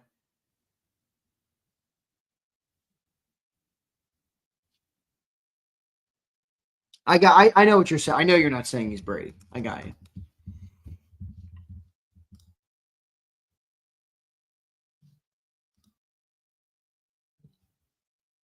But Brady had the same offense for 20 years. Dude, that's because the best way to have the same offense for 20 years is to have it Brady style. This Jalen-styled offense is not sustainable for 20 years, whether we had the same offensive coordinator or not.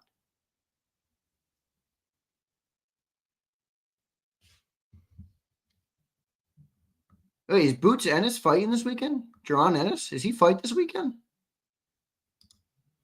Only person in Philly that can save the day is Boots Ennis tomorrow night with a big knockout. Does he fight? Jerron Ennis fights this weekend? Is that in Philly? Is that in Philly? Oh, hell yeah. I'll watch that. Dank, I don't have the answer, dude. I really don't. Dank, I'm just trying to talk through it, honestly. I'm not up here saying, oh, get rid of Jay. Like, I'm not. I'm just trying to talk through it, honestly. But it looks kind of bleak right now. I'm not going to lie. At least to me, it does. A little bit. You know, because I'm just kind of assuming we're never going to have this offensive line dominate the way they did last year. Like, does a play caller fix this? I don't know. I'm really not trying to be get rid of, like, I'm not trying to be that guy. I'm just, I guess we're playing a little bit of Monday morning quarterback here. But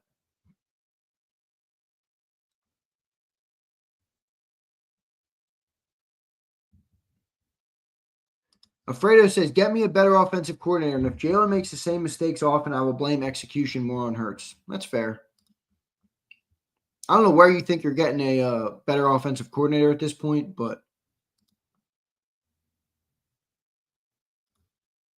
I agree. Houston says, Xander, this was bad, bro. If you watching the Eagles, you know something's wrong. I'm with you, man. I'm with you. Flex, growing up, I loved boxing. I used to go to a boxing gym when I was younger. I got big ass hands, Flex. And I had this boxing coach, Henry. I love Henry. I'm still friendly with Henry today. But he was a boxer.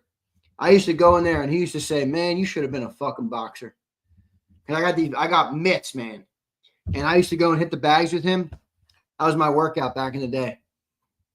I don't do it now. Now I work all day. I haven't been in the gym in way too long. I got to get back in the gym. Bad.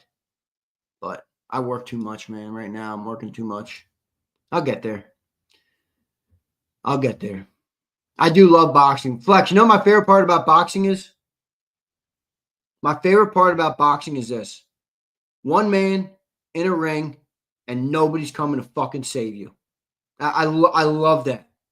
That is real warfare right there. That's physical warfare.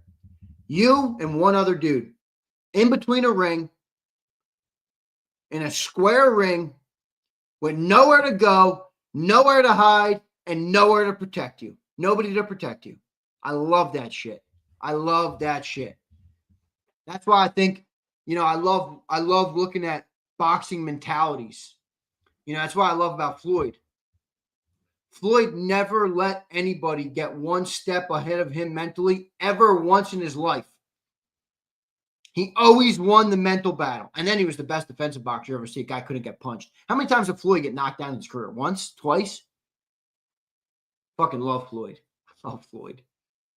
It's so impressive to not get punched. I just said it. You're inside a ring. Nowhere to run, nowhere to go, nowhere to hide. Imagine this. Nowhere to run, nowhere to go, nowhere to hide. One other guy in there, all they want to do is punch you. And Floyd basically never got punched. It's amazing. It's amazing. Money Mayweather, man.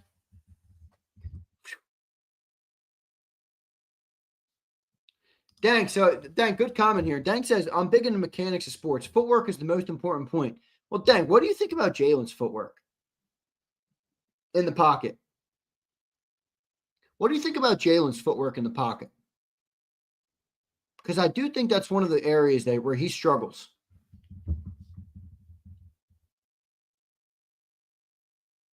Oh, God. Kren. Here's Kren. Zander. Floyd Mayweather was so overrated, bro. He was great, but he picked and choose a lot of his competition. Yeah, welcome to every fucking boxer ever, dude. Nobody fights the best fighters in their prime anymore. None of them. That's why boxing has changed. Boxing has changed completely. Some for the better, some for the worse. But you get inside the ring, dude, and you can't get punched, I don't give a shit who you're going against. You're a damn good boxer. Now you can pick on them for the opponents, but I'm not going to sit here and tell you Floyd Mayweather was overrated. Here's my boy Underdog. Underdog, I was just talking about you. I don't know if you were here for it, but I was just talking about you. Underdog. Yeah, dude was fucking cooking with grease last night. He had me stay on an extra 30 minutes because he was cooking. I'm like, I can't. I got to let this guy keep cooking.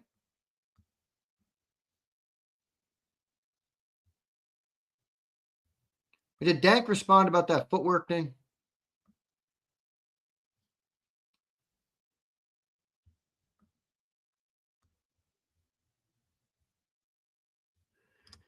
Z, how do you give a first-time play caller the keys to the offense? Because it's Nick's buddy. Yeah, we had the 31st ranked passing game in football last year with a coordinator who's managed 2 number 1 offenses in Dallas. What's the rebuttal there? Like maybe we just new coordinator. Okay, maybe it'll help, but I think we're just gonna be the 31st ranked offense when it comes to passing the ball. That just appears to be what it is, my friend.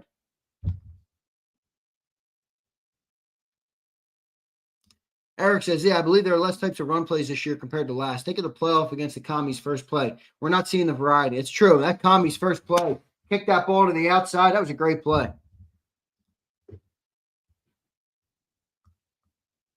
Yeah. HKP, have you arrived at this point, HKP? Hurts is the problem? You must have listened to Underdog last night.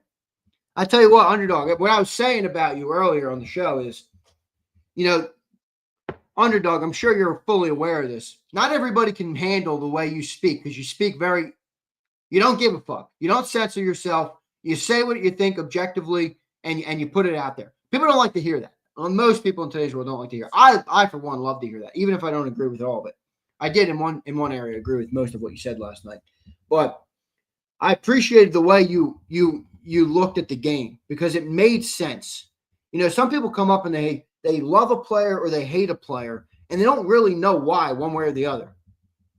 You laid out exactly, one, what you like about Jalen, why you respect him in that area, and 2, why he just ain't the guy. I thought it was well done. I would encourage everybody to go and listen to it. He'll probably piss you off if you listen to it. especially people who love Jalen Hurts. It'll definitely piss you off, but it's worth the listen. There's no doubt. You can tell Underdog knows football. All right. All right, I'm getting out of here. I'm fucking nauseous, man. I can't wait for my niece and nephew to show up today. They're going to be here soon, so I'm looking forward to that. I got a lot of work to do today, too, so let me get to that. All right, appreciate everybody, man. Hit the like button on the way out. Let me make sure I got all my super chats, actually. Here we go. Terrence, I got one more. I missed this team before the commercials and the podcast when Jalen throwing for 150. This team is not last year's. We worried about TV shows. It's true, Terrence. I got a lot of shit they're worried about right now, dude. Podcast and shows and Netflix and all this fucking bullshit. Maybe listen to the quarterback. Keep the main thing, right? What happened to that? What happened to that?